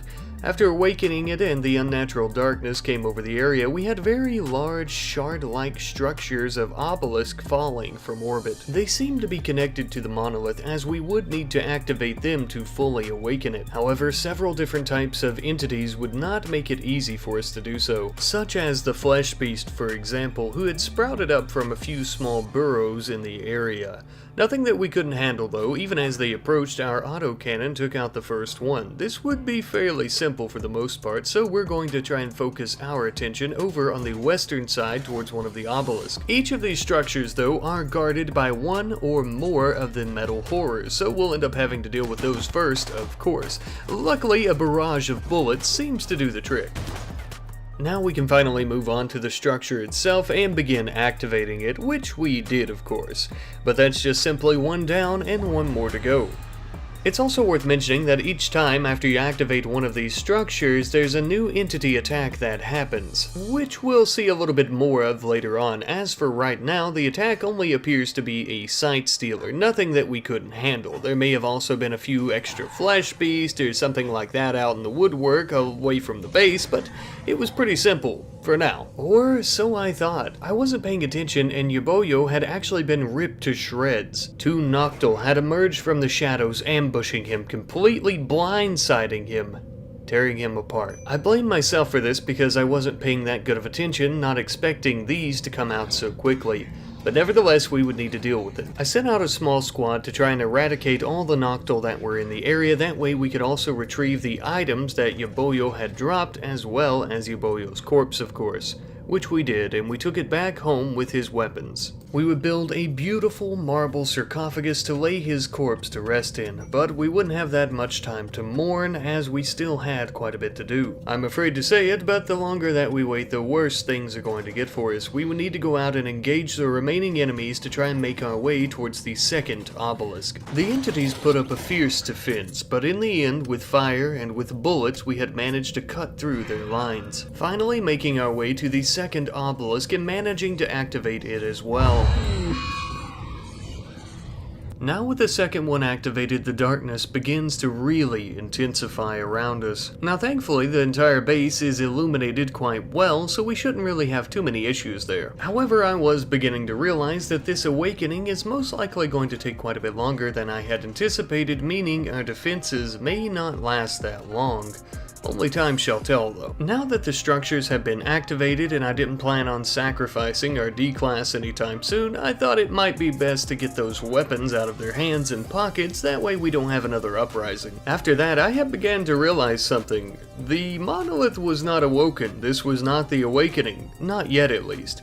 We were simply in the intermission. We have more structures falling in about a day and a half that we'll have to activate. Well, with time like that, I thought this might be the perfect opportunity to have Moon here and her insane medical skill go ahead and install a tough skin gland as well as the bionic spine that we had purchased earlier onto Fugly. I had almost forgot to do this, and actually I had forgot to do this before we awoken the monolith, but I'm glad I remembered now. We also had a raging inferno engulfing our walls, which was a little bit of a problem because they were the main thing that was really keeping us safe from all the entities in the dark. Speaking of entities though, we actually captured that metal horror from earlier, though I don't really know what we should call him, but I do have some wonderful names for our Noctil that we had captured a few episodes back from you guys. We're going to be calling them Mothman, Scarecrow, and Necromorph in the order in which you see the comments next to them here. A huge thank you to Daniel Rock 7818, Cartavia 64, and Macutazul for these wonderful names. As we're waiting on these new structures to fall, we would also begin cutting up several of these entities for their twisted meat.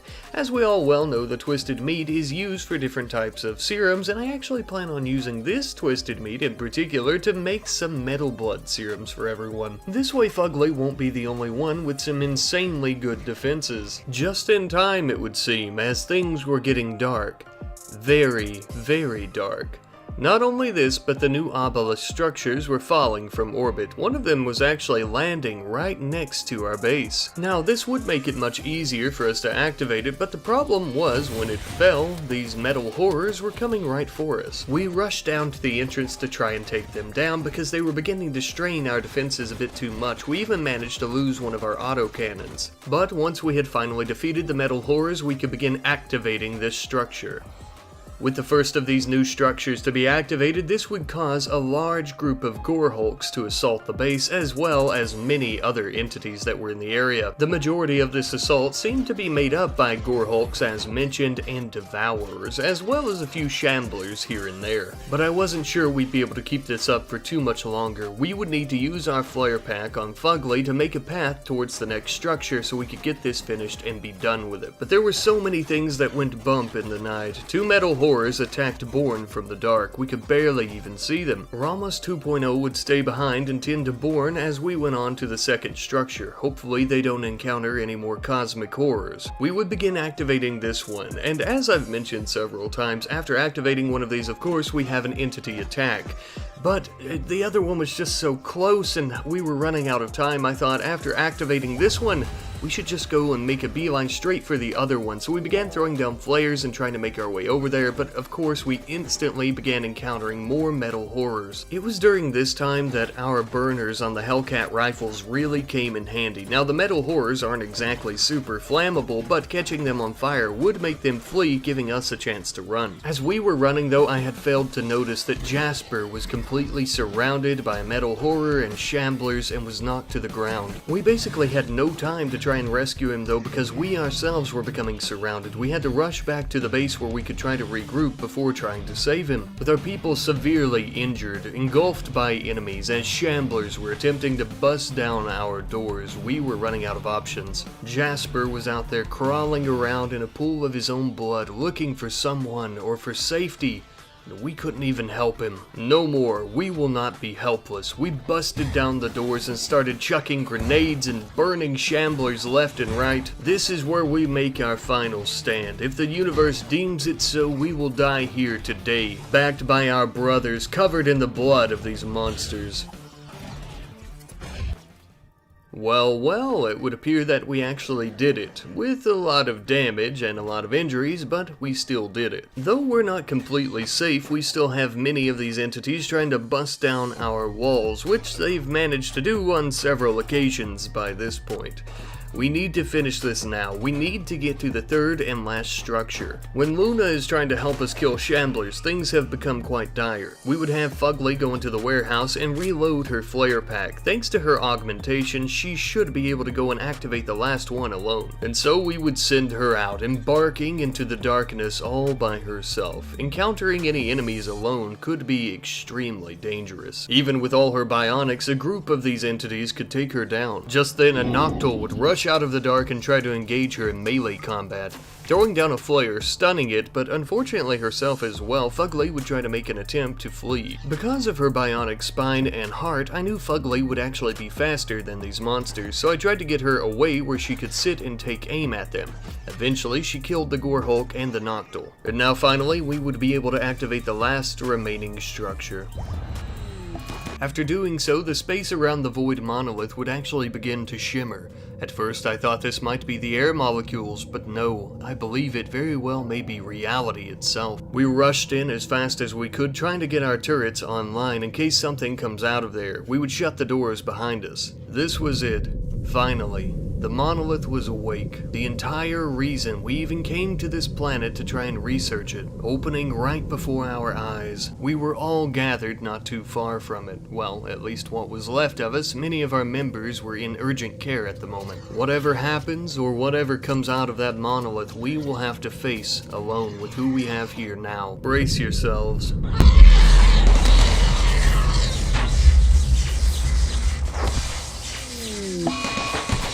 The monolith is now fully awake. A swirling dark vortex sits atop its peak, forming a conduit to the void. We're going to have to send somebody inside. As we all rushed in to attack any of the enemies, we would have Fugly begin activating this. Fugly seemed almost hypnotized by the monolith as she would continue staring at it. And then, nothing.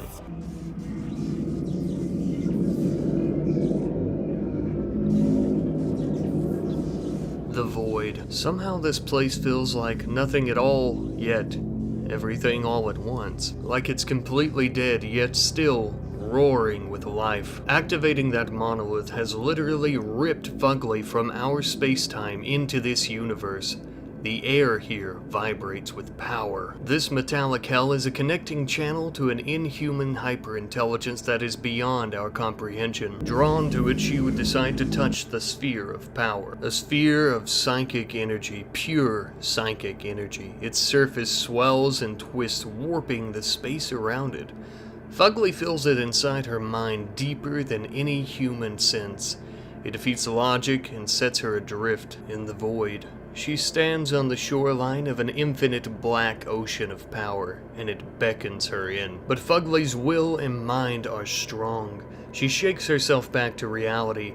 Nearby Archotech devices seem to support the sphere. She could technically disrupt them, causing the phenomenon that have plagued our home for so long to go away. Or she could step into it, merging with the void. But the sphere also beckons to another. Moon could hear its calls beckoning her in as well from the other side. She would also activate the monolith, sending her into the void.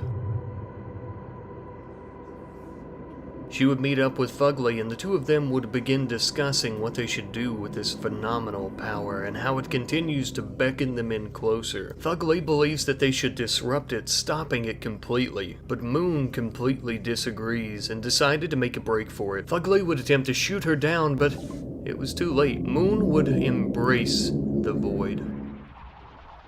Back home, the monolith was rumbling the entire base and shaking all the land around it, but finally it stopped. Then, out of nowhere, appeared Fugly and Moon, teleported back from the void. Naturally, there was quite a bit of animosity between the two of them. Moon was no longer the same. She appeared to be withered by the inhuman thought patterns of the void. All traces of humanity have left her eyes. Her mind and body are now permanently linked to the dark void of inhuman rage. Powered by this new connection, Moon no longer feels tethered to mortal needs like comfort or sleep. She also has somehow gained the ability to induce terror into others using the power of the void. The monolith continues to hum with Moon's reappearance, a reminder that its connection to the void has been opened and made permanent. We will not be able to stop these entities now, and it's all thanks to Moon. Fugly would try to stop her, but she was induced with horrific thoughts. With Fugly's mind temporarily corrupted by these terrors, it would be up to everyone else to try and stop Moon and Akio. A shootout would ensue, but we were still very low on numbers, as many of our members were still severely injured and awaiting urgent care. Knowing perhaps that they wouldn't be able to defeat all of us, Akio and Moon would make a break for it, rushing out of the containment facility, running to the edge of their territory, and they both actually managed to escape. God only knows what horrific things they have in mind, what they're plotting and planning. By this point, a month had passed, and many of our people were completely healed up from their wounds. We had been doing quite a bit of work around the base as well, such as ensuring that we have properly secured the monolith. Since it is the main link to the void, there's a good chance that it may send entities our way, or, well, we really don't know. But if it does happen, or when it happens, we want to be prepared. We still have the same amount of D-Class, only they have nicer outfits that are more colorful and appropriate for their role, I would say. Though we have experienced a battle or two, we haven't really captured anyone, mostly just focusing on our base building. Unfortunately, by this point, we still haven't acquired enough organs for Ramus 2.0, and she is about to die from organ decay. But as you can also see, we do have a death refusal on her, so I think she'll be fine. Young Luna here is still a bit distraught about her parents completely leaving her to go do God knows what, but she has been taken under Fugly's wing, and everyone else is a little bit, so, you know, as they say, it takes a village. We're still securing and containing any entities that we come across, but as for now, we haven't discovered any new variants or varieties. We find that it's probably best that we don't provoke the void anymore. And for now, friends, this is where our story ends. Thank you for watching this series. I really appreciate it, and I appreciate your support. I hope you all have enjoyed. It seems as though most of you have, so I am extremely ecstatic about that. I have had a lot of fun with this DLC, and if I could be honest with you guys, as many years as I've played RimWorld, probably since maybe 2016, 2017, I've actually never beaten it. I've always just played colonies and done whatever I want. So I think this may actually be the first time that I've experienced an ending in any of the RimWorld DLCs or in RimWorld in general. So I'd like to thank you all for that. That has been quite the experience for me, and it's pretty cool. But I love you guys, and I hope to see you next time. Goodbye.